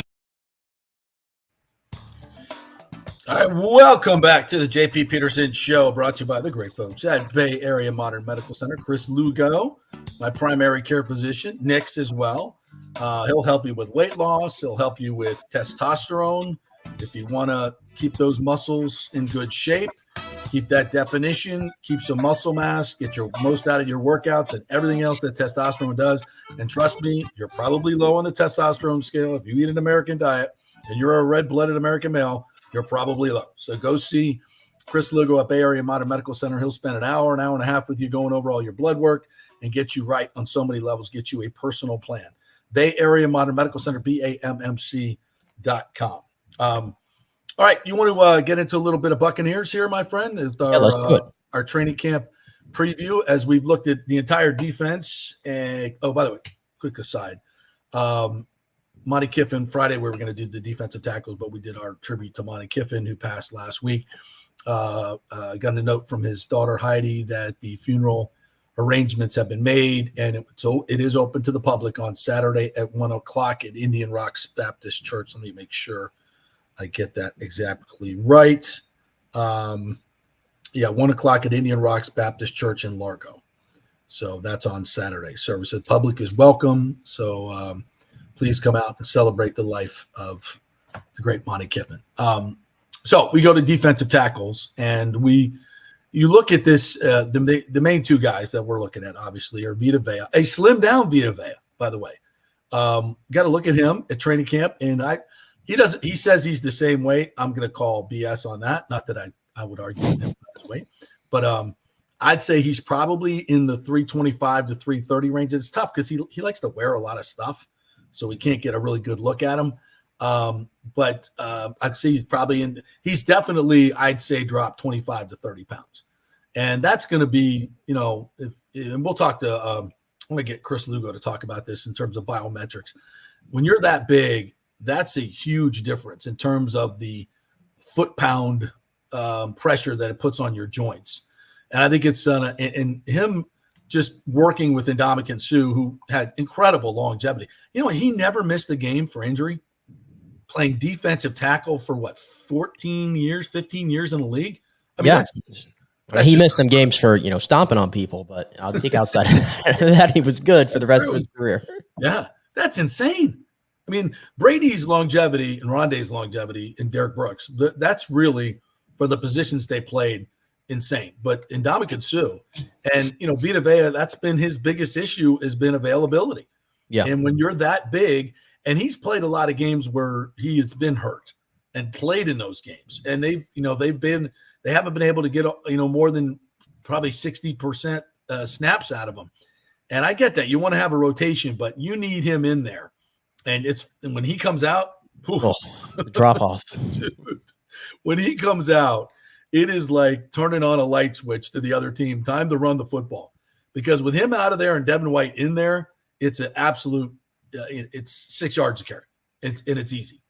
So a slim down Vita Vea is going to play a massive dividend if he can play 16 games, 17 games, and play 65, 70% of the snaps. That's going to be an insane upgrade for this team, first and foremost. And, of course, it makes him a better player. I think it makes him a better player. It's still at 330. You're not moving him.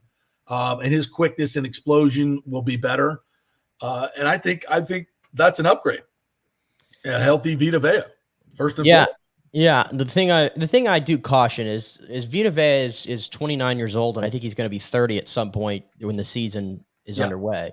So it's very possible that we've already seen maybe the best of Vita Vea has already passed us by. But I think in terms of how do you sustain this now as he gets into his 30s, and he's making a lot of money. I think he's at $17 million per. Yeah. And he should. And I think in an ideal world, you want to see him flash a little bit more. We know the things he does that don't necessarily flash on the box score and all that stuff, but I think maybe you want to see more of that. Clearly, you already mentioned we want to see him play more than 50% of the snaps because when he's just not there, it's such a big hole in that defense. And for a few years there, he was arguably the most important part to the defense when they were in that era where nobody could run against the Bucs or straight up stop trying to run against the Bucs. Yep. What I think goes in his favor in this sort of segues into the other defensive tackle who we're very excited about is Calijah Kancey. And, I know that he played with Ndamukong Suh and they had some good years. And I know Will Golston's been in that role a few times, Rakeem Nacho Sant, all those things. But Calijah Kancey is the best pass rushing defensive tackle that Vita Vea has ever played next to. There's no doubt about it. And I think now that Calijah goes into his second season playing next to Vita Vea and in the NFL in general, you'd like to think, in theory, that they're going to complement each other really well and that the Bucs would probably have one of, if not the best defensive tackle tandem in the NFL from a rush defending standpoint with Vita Vea and then a pass rushing standpoint with Calijah Kancey. Yeah. I agree. And as we kind of switch over to Calijah Kancey, if you watch Baldy's breakdowns, which on Twitter, it's a must watch, he did a whole segment on Calijah Kancey and his chop and swim move that he has and his get off. And he could not be more complimentary of what he saw late in the season. And Kancey was at times dominating the line of scrimmage with his quickness and his disruption in the backfield. If you turned on the tape, I remember going, and his numbers aren't crazy, but they're good. But his effect on the game was extremely evident late in the season when he finally got really comfortable. It was tremendous. And you could in some of his numbers right here against Philadelphia, he had 4 tackles. had half a sack and probably assisted on another sack and two tackles for loss. Yeah, I was going to point the 2 games out, Philadelphia in the wild card round and then the divisional round against Detroit. Those were his 2 best pass rushing performances of the season, according to PFF's metrics.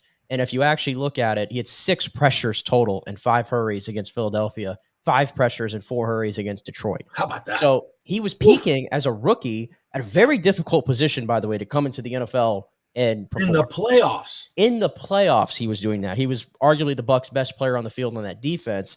And you mentioned, the numbers, 4 sacks, and people might look at that and go, oh, it's just 4 sacks. Well, again, I just mentioned it's a very hard position to make a transition to the NFL to, especially with his body type. And by the way, let's go back 30 years ago to 1995. Warren Sapp had 3 sacks during his rookie year. And then he exploded for 9 the next year and 10.5 after that. And he arrived, best defensive tackle in football. I'm not saying Kalijah Kancey is going to be Warren Sapp. I'm not going to say that. I'm just saying that his rookie year, you could argue, was better than Warren's in 95. Yeah. And I think now you're going to see that true breakout this season where I could see Kalijah Kancey having somewhere in between 7 and 10 sacks. Yeah. And he said that he was about the same weight, although he looked much bigger to me in training camp. I mean, I thought he was noticeably bigger. Maybe it's just because, when he got here, it was kind of baby fat. He wasn't, he looked kind of, I want to say soft, but, he just wasn't ripped. And that changed. When we interviewed him in training camp, I was like, whoa, that's a different body type. I even asked him about it. He said he'd gained like 6 or 7 pounds, but then had lost a little bit in the heat of training camp. I think he's going to be, when he gets to, week 1, I think he'll probably be plus 10 of muscle and still have that explosion. So I think there's room for him to grow from a weight standpoint. I don't think he's ever going to play it, at 320, nor should he.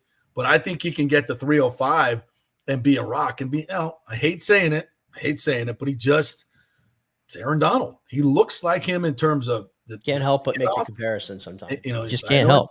Played at the same school. We get all that. Nobody wants to, just because he played at the same school. No, he's an undersized defensive tackle, which is exactly what Aaron Donald was. He's ridiculously strong. He plays crazy leverage because he plays so low, and his get off is so quick.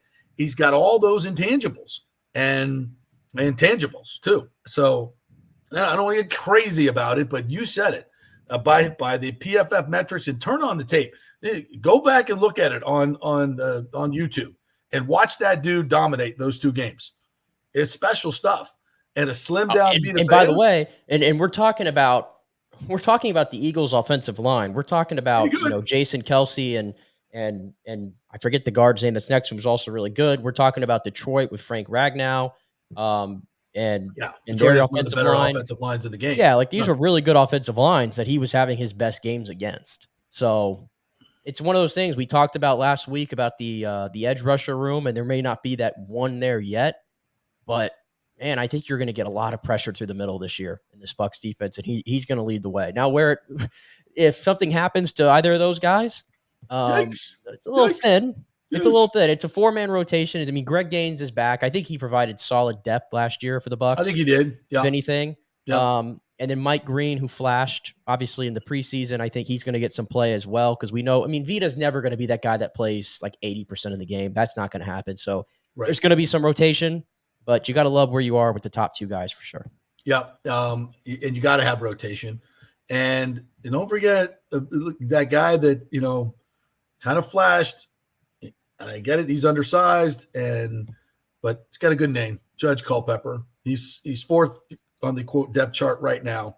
But they rave reviews in training camp. He's just a great, solid player. And, I'm not sitting here saying he's going to be starting, but I think it's a nice little depth piece and he can make some plays.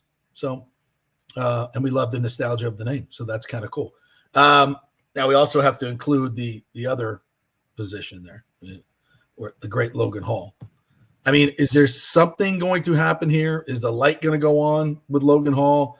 We feel like he's getting better. He's doing some things. He's adding some weight. William Golston is there, and he is like the next William Golston. And it's a guy you need. A guy that can play the run. Is not going to knock your socks off in terms of a pass rush, but he's going to be a run stopper, a guy that can eat up some blocks. Is Logan Hall going to be that guy? Is he going to become a better football player all around? We'll see. I think it's a weak point of the line. There's no question about it. But, hopefully there's a chance that, he's gotten bigger. He's put some size on. He's how old is he? 25 now? He's still 24 years old. 24 years old, yeah. Yeah. Was the top of the third round pick, their first pick in the 2022 draft. Yeah. I think as the year went on. 280. I think he's closer to 300 now. Yeah. Yeah. Yeah, I looked a little bit into his game logs here on PFF to see if there was anything I could read from. It did seem like later in the year, he stabilized a little bit. Like some of his grades earlier in the year, like we're talking like in the 20s and 30s and 40s, where it's like you're like unplayable. Getting knocked off the ball, like getting knocked into linebackers, you're a liability out there. Right. But we saw later on in the season, he got up into, the 50s. He had some games in the 60s. He actually had one dominant game against Carolina where he was in the 80s from their grades. Again, they're not the end all be all, but they chart every play, obviously. It showed progress. He was a little bit more noticeable later in the season. I don't think Logan Hall is necessarily a starting caliber player at this point. I think obviously we hope he is, but you would have wanted more from that 33rd overall selection at this point. I think there's no doubt about that. But if he can settle into, I think we always keep comparing him to Will Golston because they kind of had a similar body type. And obviously Will came back this year. In all respect to Will, a great servant for the Buccaneers, I guess is the way I'll put it, for a decade. Ideally, I want to see Logan Hall playing ahead of him this year. But he's going to have to earn that, though. And I think there's probably some – I hate to use this word, but I think he saw an existential threat to his career at the end of the year. Where he's seeing everybody else is better than me, and they're passing me by. And if I want to stay in this league, I better start playing. And I think that probably hit him, and that's a big deal to a lot of players that don't. And I would put Logan Hall in this category.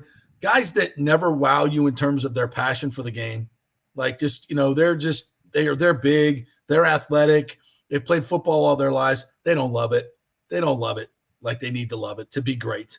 And I think maybe that light came on for him and said, you know what? I'm going to be out of this freaking league if I don't start playing. And I think the pressure was put on him, and I think he started playing a hell of a lot better. And that's good. Wake the F up. Let's go. I don't mean this in a personal way, but there are just some guys out there that just don't have the passion and the love for the game that you need to have to play great football at this level. And it's okay. Just, don't pick him at the top of the second round. I was going to say the word I was going to use, he doesn't have a lot of bite to him. No, he doesn't. From just a playing standpoint. Like he doesn't play mean. Right. That's and if you're going to be a defensive lineman in this league, it's almost a prerequisite. Your ass better be on fire or you're going to get destroyed like he was early in the season. But listen, he's got the ability. Clearly, he's got the size and the strength and the speed and all that stuff. He's just got to decide whether he wants to be in this league or not. And they'll make that decision for him. Yeah, because it literally is. If he gets cut, I wouldn't be shocked at all. Yeah, it's crazy to say almost, but because this is his third year in the league. But if he puts up a similar year to what he had his rookie year or last year, like at the beginning part of last year, like Logan Hall won't be long for the league. No, it'll just be that simple. So, yeah, he's one of those players that has a lot to prove this year. And again, because Will Golston is older and is essentially doing this whole 1-year contract thing every single year, like he has a great opportunity in front of him to get that role. There's nobody else that he has to worry about. It's Logan Hall and Will Golston. Yeah. And Golston is still on this team because Logan Hall has not been able to replace him. You just can't trust Logan Hall right now to play. Golston is still a better football player than Logan Hall. Right. And that's the truth. At 34 years old, whatever he is. Yeah, he is. And that's why Will Golston is still here, because they don't trust him. They don't trust Logan Hall. They don't trust him. And they got to have somebody there that can put in. Jason Licht is quick to move on from mistakes. We know this. This is his last chance for Logan Hall, and he better show up in training camp where he's going to be bye-bye. All right, we're going to take another break. And by the way, tomorrow, Scott Reynolds will be joining us. And we will chat about the offense. We'll flip it over to the offense, and we'll start with the interior line of the offense tomorrow, which I am very excited about in terms of upgrade. and we will definitely chat about those guys. All right, we'll take a break. I want to remind you, Rogers Park Top Tracer Golf Range is opening up today. It's first day open to the public. We're going to give you a little demo on that later on in the show. We welcome in our good friends at Third Generation Plumbing and AC as new sponsors. We told you all about them. If you're looking for a trustworthy group of AC and plumbing techs, and when something breaks, right, you got to call somebody, right? You got to get them over there. They'll come right away. They are great and trusted. 813-961-8024 or go to thirdgenerationplumbing.com. My good buddy John Rodriguez has been in business there since 1995, and they are honest, wonderful, long-time Tampanians, and we love them. So welcome to the JP Peterson Show. Back in 3. Stay with us.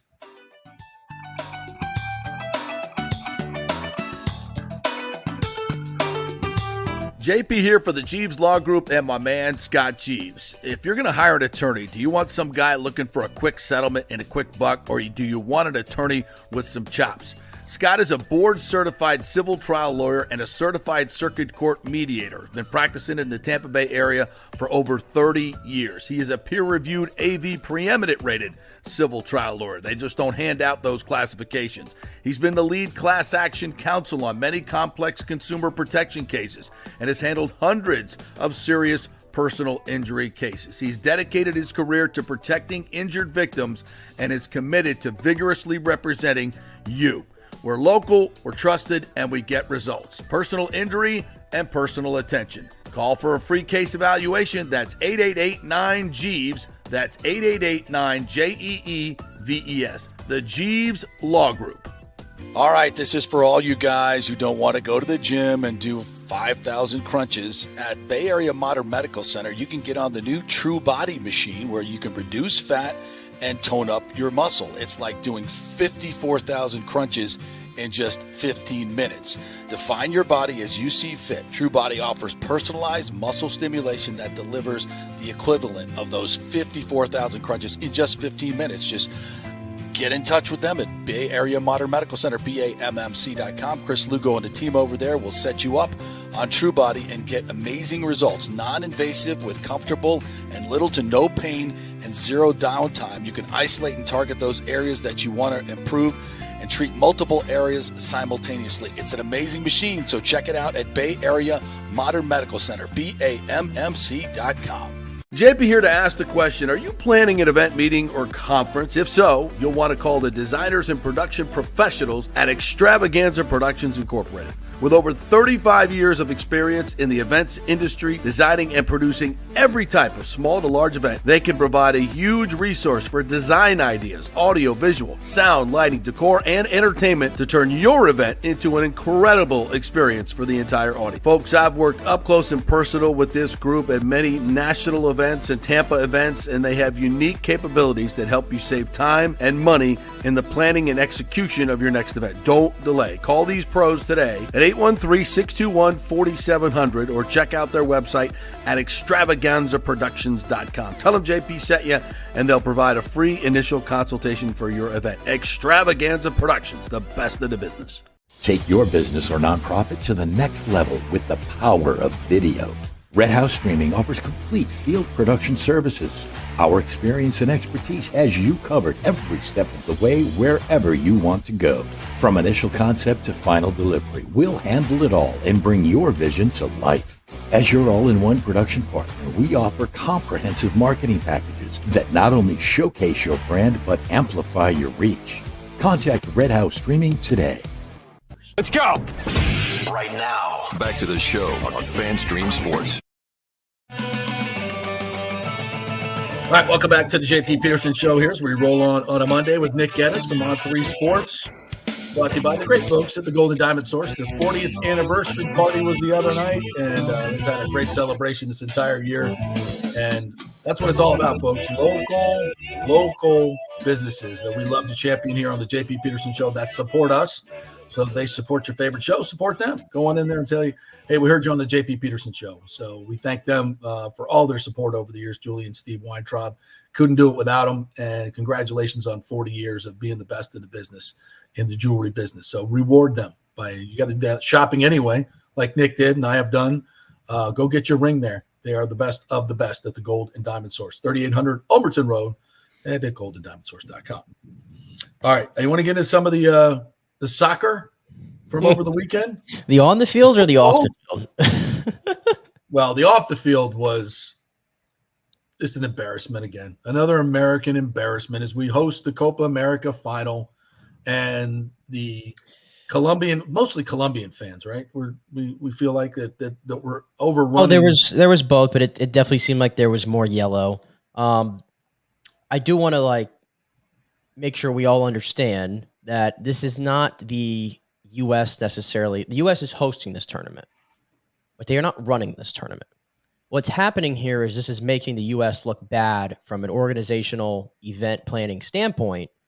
They're not running this at all. In fact, CONCACAF has nothing to do with this. The organization which runs the Copa America is CONMEBOL, which is the South American governing body for soccer. And CONMEBOL is known to be very lax and very chaotic and not organized whatsoever. And so what's happened here is CONMEBOL has just brought their usual dysfunction over to the United States, but because it's on the U.S. soil and it's in a very prominent stadium in the U.S. is sort of taking a lot of the heat for this, and everybody has questions now of their ability to host the World Cup in 2026. Even though the United States has hosted World Cups before with no problems, clearly, well, that was back in the 90s when we didn't have our head up our ass, right? So. And clearly, listen, this is Hard Rock Stadium, and how many events does Hard Rock Stadium host? They don't usually have problems hosting big events. It Super just happened Bowls, to be one soccer game. Yes. It just happened to be one soccer game where this broke out. We know that soccer fans are the rowdiest bunch out there. You think American sports is rowdy from a fan base standpoint? You don't touch South American soccer. Let me tell you that right now. Case in point, yesterday, when thousands of people without tickets are coming into the stadium. Just an overflowing. Security had no shot. 7,000 people. Yeah, security had no shot holding these people back. We have kids getting dislodged from their own parents, which is just scary to think about. People that aren't ticketed coming in. Why would you bring a small child to an event like that, especially without tickets? I saw one police officer reach over the barricade and grab this looked like about a 5-6-year-old girl because he realized that barricade was about to come down and probably saved her life. Right. So it's very dangerous. And honestly, the police in any way, but clearly they did not have enough resources. Where we heard this before, did not have enough crowd control. The planning that went into it was inadequate. And they probably should have expected this. Of course, they should have expected it. We're not used to this stuff happening over here, but this happens a lot. I'm telling you, when it comes to this when it comes to these big, soccer matches. And Colombia and Argentina, are there two bigger throw Brazil in there. But other than Brazil, are there two bigger fan bases, more passionate fan bases in South America? No. And go back to last week when Colombia and Uruguay played each other, and we got the Colombian fan. You almost have to point the finger at the Colombian fans. I mean, you have to, absolutely, because they're the same people that were fighting. The Uruguayan players in the stands, and the Uruguayan players, specifically Darwin Nunez, takes a lot of heat for it. But guess what? His family's in that crowd. And they're getting ambushed by these Colombian fans. What do you want them to do? Just sit there and watch it? No. If the police aren't going to do anything, security's not going to do anything, what are you going to do? So it's just been too lackadaisical this entire tournament from a security standpoint, from an operations standpoint. And honestly, they kept delaying the match. It didn't kick off until about an hour and a half, I think, after its scheduled start time. Yeah. If you wanted to make an argument not to play that game last night, you had every right, because what ended up happening, all these people that were in the stadium, eventually security threw their hands up and said, hey, there's nothing we can do about it. Right. So once now you had, it's not like they have armbands. Here's the thing. Check everybody's ticket. How are you going to do that? Now you have thousands of fans in the stadium, a big stadium for a hostile match between two countries in South America in a Copa America final, who haven't been ticketed, haven't been checked for weapons or anything, or, glass bottles of alcohol, which I saw several of in the stands, by the way, in pictures taken, are now in your stadium. It's a charged environment. It's hot as hell, by the way. People are getting broke out there. It's a lot going on. Yeah. So the fact that they even played the game, I think they took a monumental risk doing that for everybody's safety. I sure as hell wouldn't have wanted to have been inside that. Well, let me just throw this at you. How would you like to cancel the game? You think there was a riot before the game? Try telling these people there's not going to be a game. Yeah, or Shakira. You're not going to see Shakira tonight, folks. Those hips did not lie, by the way. By the way, how old is she? She's 47. I'm sitting there with Case watching it, and I go, how the hell is she 47? And then my next question was, what the F was Gerard Piqué thinking? The former Barcelona player who was married to her and allegedly had an extra on the side. Like, what are you doing? That ain't enough. That ain't enough for you. No, apparently not. Too much woman for him, I guess. I don't know. Yeah, but yeah, the much. whole thing was a disaster until the game started. Argentina wins. Lautaro Martinez, one of the best strikers. He won the Golden Boot, got the goal. I know everybody was there to see Messi. Unfortunately, he got hurt. He tried everything he could. Yeah. And if you think about how much this means to these players, there he is on the bench when he had to take himself off, and he's in tears. There's so much emotion there. And you saw his ankle when he took his sock off. Holy I think that thing might be broken. I don't know. It looked like it was broken. That much swelling. There's a severe. You better hope it's broken and not a high ankle sprain or whatever that was. He ain't playing for Miami for a while. Is their season over? No, they're like in the middle of their season, right? Yeah. He ain't playing for Miami for a while, so that's a shame. But he adds to his legacy. That's 45 trophies that Lionel Messi has won, which is the most ever. And they win the 3 in a row: the Copa, the World Cup, and the Copa again. Yep. In compressed years because of COVID. Mm-hmm. That's I don't know if that's easier or not, but either way, more difficult, in my opinion. Really, really impressive. Really, really impressive. And it was a 1-0 game. I watched quite a bit of it. It was there was a lot of action in the game, a lot of drama. Clearly with what was going on, but it's 1-0. And the one, if you're the keeper, I know that was a solid strike. You got to do better. Don't move your head. Take it off the face. You save it. I know it's reaction to move your head away when the ball's coming right at your face. The goaltender for the goalkeeper for Colombia is far from world class. Okay. Yeah. So that was that's one he will. Will he survive that? I mean, quite frankly, because we've seen that if you screw up, international Colombia, failure for these countries is you can pay with your life. I don't mean to be, flippant about it, because in Colombia that's happened. So, hope that keeper and his family will be keeping more. But that was, and then Spain. Boy, did Spain have a day! And by the way, I watched that Alcaraz Djokovic match. Holy. I mean, onslaught. I don't think I've ever seen a player, with all deference to Roger Federer and Nadal, and I know, I'd like to see these guys play in their prime, and I think Alcaraz can be better. The level of tennis that he played at yesterday was superhuman. Like, I've never seen guys run down every freaking shot. I think Djokovic at some point was like, what do I have to do? Like, and I'm not saying he played at the height of his game, but I think Alcaraz was just phenomenal. The speed, the precision, the power that he plays with, and the passion. Yeah. Wow. All I can say is just wow. Yeah. 21 years old. I mean, what was I doing at 21 years old? You weren't the best. What were you doing at 21 years old? I mean, it's insane. It really is. That's his 4th major, right? Yeah, this is his 4th major. He's won the French, 2 Wimbledons in a row. The only one left for him is the Australian Open. So we'll see if he'll get that eventually. We know that he hasn't performed as well in the Australian, but he'll get that eventually. He's too good. But yeah, the tennis. I love the tennis game right now because obviously Nadal and Federer have phased out. Djokovic is like the last of that old guard that's hanging on. Yeah, still playing at a damn good level at 37 years of age to go past Nadal. Right, so his journey on that would be fun to watch. There's just still so much good talent though between Alcaraz and Zverev and Medvedev, and you can go on and on throughout the list of guys who are here to compete for Grand Slam titles. I mean, I think the game has really transitioned well on the other side of those 3 guys.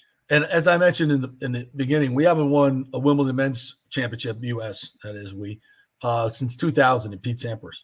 And let's tip the cap to Taylor Fritz, Tiafoe, and the American men, who had more quarterfinalists, I think, this year than they have in probably 20 years.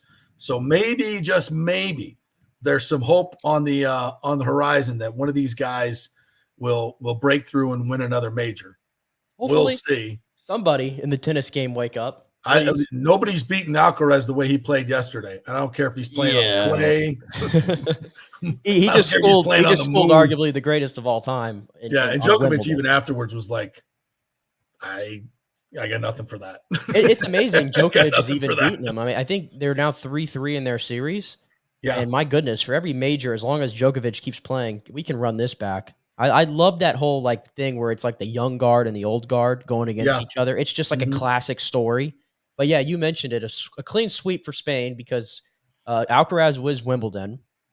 For those of you who were tuned into the CW this weekend, and God help you if you were, you saw Sergio Garcia win his first ever live event at Andalusia in playoff. He won something. Sergio. Yeah. Congrats to Sergio.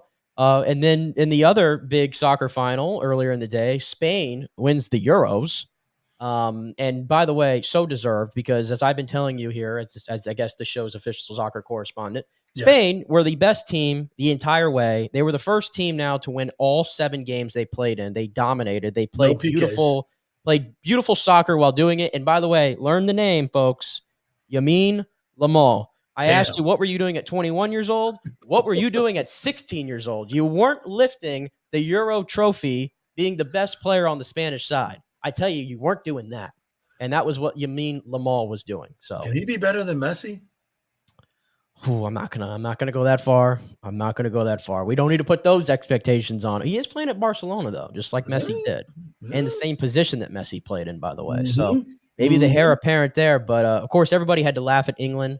The number one trend after the game was over is it's not coming home. It's never coming home. It's never coming home. The Toronto Maple Leafs of international soccer turned out again. 47 years now without a major trophy. It's longer than that. It goes back to 1966. That they have not gotten a major international. The woman got it done at the last Euros for England. Yeah. But the men, and by the way, they were the most talented team in the tournament by far, England. They played horrible the entire way, somehow made it to the final, and played horrible in the final. So deserve it for Spain. And I thought this was a pretty good showcase, the Euros and the Copa America this summer for soccer. Get us excited for the World Cup a little bit. Yeah. And as we have we talked since Berhalter was sacked? Yeah, we did briefly. And Jurgen, right after we talked about that, and I brought up the name Jurgen Klopp, and it was they reached out to him, and he said thanks, but no thanks. Jurgen Klopp said he's serious about taking this sabbatical, so they've moved on, and there's all these rumors again about the MLS coaches, and you don't want to see that. No, Jesse Marsch was asked about the job, by the way, after Canada got eliminated, and he shot across the bow. He said, I don't have interest, and I honestly will never have interest as long as the leadership remains the same over there. Oh. Which we need people. It's like one of those things where like you hate that he said it, but you love that he said it. And that's talking about the heads of U.S. soccer. Yes, because they all have, what up there, So what is your position on that? They're all just MLS sycophants. They think they can get this done with MLS people. I don't think they're willing. They've invested so much money into the sport, but to me, it's all a moot point if you have coaches who have no business managing the national team. Like Greg Berhalter wasn't even the best MLS coach out there. And you brought him to he was honestly, his job was to qualify the United States for the World Cup in 2022. That was it. There was no need to go past that. He was never meant to last 6 years in this position. And the United States are they better off now than they were 10 years ago? No. No. Not a good spot. And now you have to scramble again with 2 years to go into the World Cup. I'm telling you, you don't get to play with these guys enough, and you don't get a chance to install your tactics and stuff like that. 2 years time, I'm telling you, they're not going to be prepared for 2026. That's so sad because it's fun watching them when they're, I remember back in 94 when we hosted. That was fun. It was fun going to the games. It was fun. The whole thing was fun. But I'm so down on everything. I mean, we just suck at everything. We're playing Australia tonight in basketball. I was going to say, we're great at basketball. Ousted us from the Olympic. I mean, how did we suck at basketball now? We can't even beat teams internationally at basketball? Well, suck that's a strong word. But we're not dominant. But this is the first time in a minute we've truly put out our best. Now, you look at, and why haven't we done that? Because we're fat and happy, and nobody gives a rat's ass anymore. Yeah, I don't think there was a lot of care there. There's no American there. pride. It only took for them to start losing some games where all of a sudden LeBron and Curry and Durant stepped up and said, hey, we're going to play now. We're going to play now. But I do think it's funny, the controversy, though, about that whole 12th spot after, shocker, Kawhi Leonard pulls out. Or the Clippers pulled him out, rather. Right. With knee soreness. Shocker, again. But he's hurt and can't play? Oh, yeah. I thought it was funny, though. They announced Derek White as the last player, and Jaylen Brown is sort of just left out in the cold. And that's so his Celtics teammates, Jason Tatum and Derek White, are both playing on the Olympic national team, and Jaylen Brown's not. And Jaylen Brown won the finals MVP. Jaylen Brown. I get it from the standpoint of like the same reason why Drew Holiday is on that team is why Derek White is on that team. And I'm not saying you can't have one or two of those players, but it's just odd that you can't find room for Jaylen Brown. And it's just the optics of it because he outshined Tatum in the playoffs and, seemed like he was the alpha dominant player on that championship winning team. Mm-hmm. Tatum's there. He's not there. And all of a sudden it's like, is this going to create a rift in that locker room? Marty St. Louis. If you're the Celtics, you're probably like, I don't like this. So that's going to be interesting. Yeah. And I don't think why did you choose Derek White over Jaylen Brown or other players? And by the way, it's like Kawhi Leonard. Okay, you have to replace a Kevin Durant's player. Still injured, right? It's like he's playing, him? But it's just funny because they had to replace a two-way player in Kawhi Leonard. Well, the next best available two-way player was Jaylen Brown. Yes, and you went with Derek White. That's why it doesn't make sense.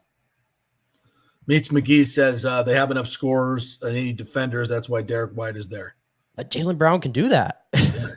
He can defend. All right, we got to take one more break. When we come back, a little demo for the new Rogers Park Top Tracer. We're going to do that. Jeremy Fowler's top 10 quarterbacks list is getting a lot of run. And my best moment of the weekend, I haven't even talked about. I haven't even talked about that yet. And there might be just a little. Okay. I'm going to compare what happened, the catastrophic execution of Secret Service this weekend, almost led to an execution. I'm going to compare that to a football game and how awful this was. So we'll do that too when we come back. Stay with us. JP here for HydrateHeroes.com, the great electrolyte hydration drink that has all the good stuff, none of the bad stuff. NFL players are using this stuff. All types of athletes are using it because it's got 5 calories. None of the bad stuff, all the good stuff. All the electrolytes are in there for you.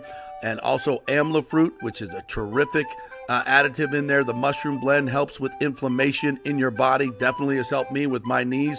My knee pain has gone away almost exclusively since I started drinking Hydrate Heroes. Folks, it makes a difference. I love it. Professional athletes love it. You will love it. The new Tropical Punch flavor is out. Go to tryhydrateheroes.com and get a free 3-pack. That's tryhydrateheroes.com, a free 3-pack, and get the 30-pack while you're there for just $29.99. Tryhydrateheroes.com. You'll love it. Hey, Tampa Bay sports fans. This is two-time LPGA major champion Jane Geddes here. After winning the U.S. Open and 10 other LPGA events, I wanted to try something completely different. So I came right off the top turnbuckle and landed in the crazy world of WWE. And yes, you heard that right. That's WWE. Working for the Vince McMahon as the VP of Talent Relations for the company. Now, though, I want to work for you. Everything I've done in my life, I've done with incredible passion. And now I've turned my focus to leading the best real estate team in Tampa Bay, the Geddes Gordon Group with Keller Williams in South Tampa. If you're looking for a new home, an investment property, or looking to sell your current home, we will give you major championship level service. When you choose Geddes Gordon Group, you become part of our inner circle, like family. So if you're looking for a few golf tips or a golf course view, we're going to stripe it right down the fairway. Call me at 813-485-6808 or go to GettysGordonGroup.com, or again, give me a ring at 813-485-6808. Summer is here, and it's the perfect time to shine with the exquisite June birthstones, Pearl, Alexandrite, and Moonstone at the Golden Diamond Source. Each gemstone carries its own unique significance and style, making them perfect for any summer occasion. Did you know the 30th anniversary milestone is pearl, the traditional stone for this special occasion? And right now you can enjoy 5 years of interest-free financing. That means you can own a stunning $5,000 ring and pay only $83 a month with 0 interest for 5 years. That's a great deal. And shop online and get 15% off the June birthstones. And we love our partners, local businesses that have been here for 40 years. That's right, the Golden Diamond Source has been here for 40 years. Julie and Steve Weintraub have done so much in our community. We thank them, and we shop there. It's the Golden Diamond Source, 3800 Olmerton Road, always online at thegoldendiamondsource.com. Happy summer. As we head into summer and hurricane season, you must make sure that your home is fully insured. Over 40% of people in Florida are not fully insured because property rates have gone up lately. Your home is worth more, so it needs to be insured. Call the great folks at Italiano Insurance, 813-877-7799 to make sure you're fully insured. And also, you might just save some money. There are new companies coming into the state all the time. In fact, we just shopped our homeowners insurance, and I'm telling you, folks, we saved over $550 because Charity, the great customer service at Italiano Insurance, did all the work and found us a better company and a cheaper company. She'll do the same for you. 813-877-7799. Do something about these high rates. Shop them around. Could save you lots of money. It's Italiano Insurance, been doing business here locally for over 60 years.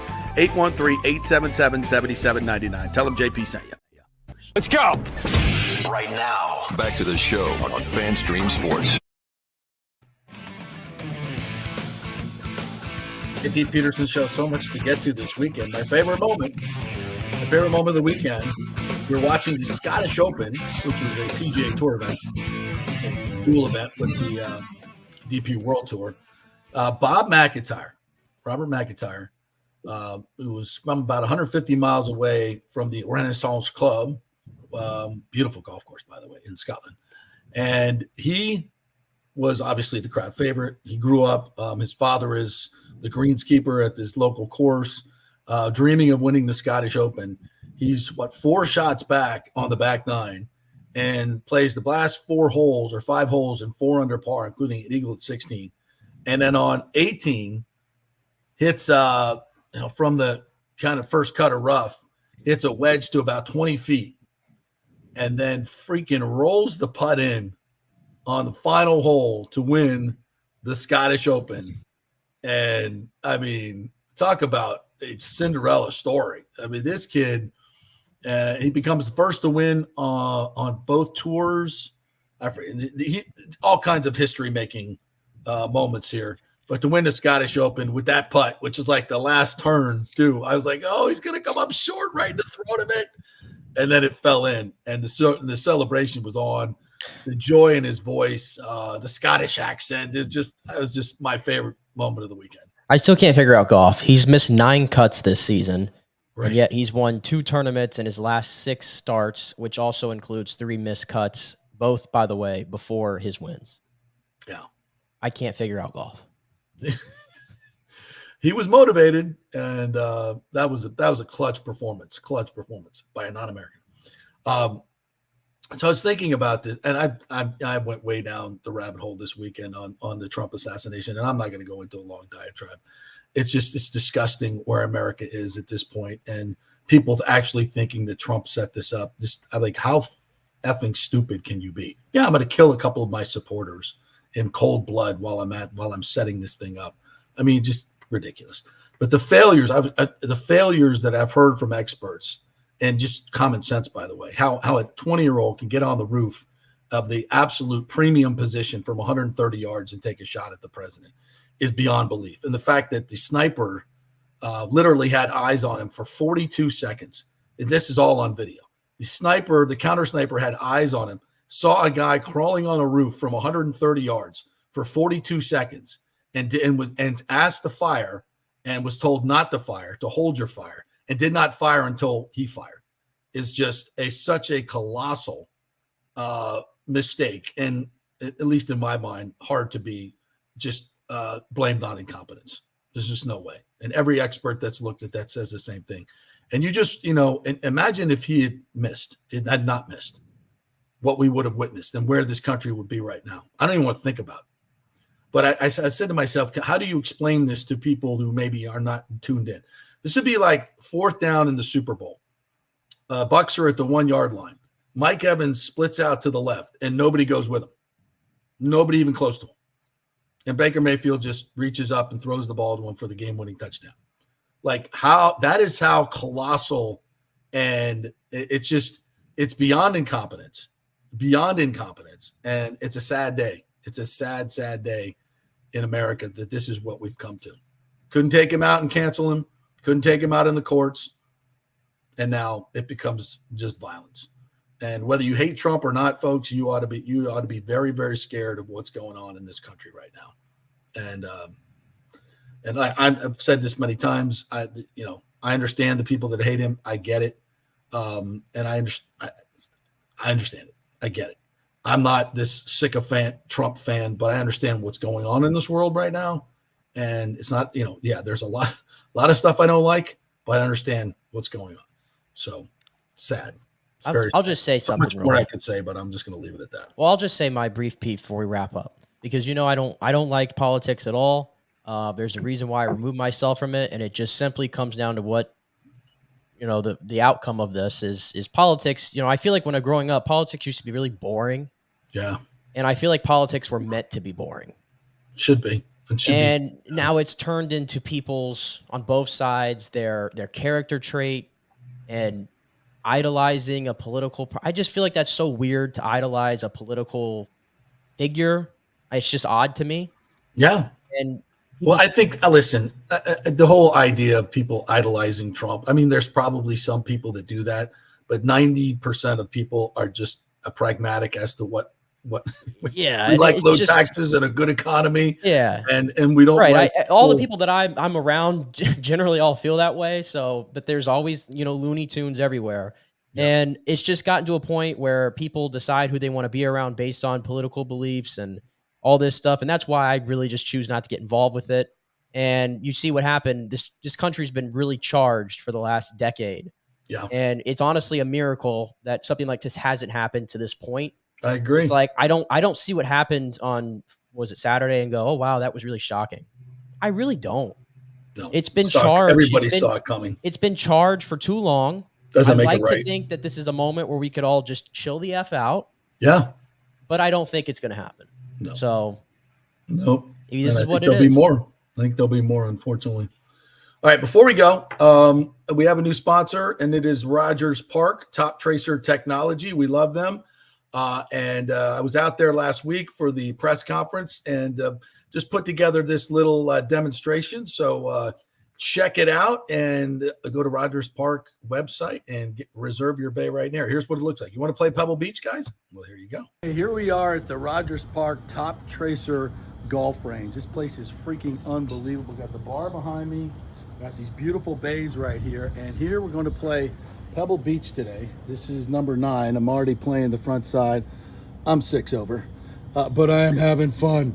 So we're going to play this. This is the line. We already have a aiming point out here in the real world, in the virtual world. Yeah, so right out there in the range, so there's So targets. cool. And you so we're connect going to the target. go. It's 458 par 4. Ooh, this is a bear.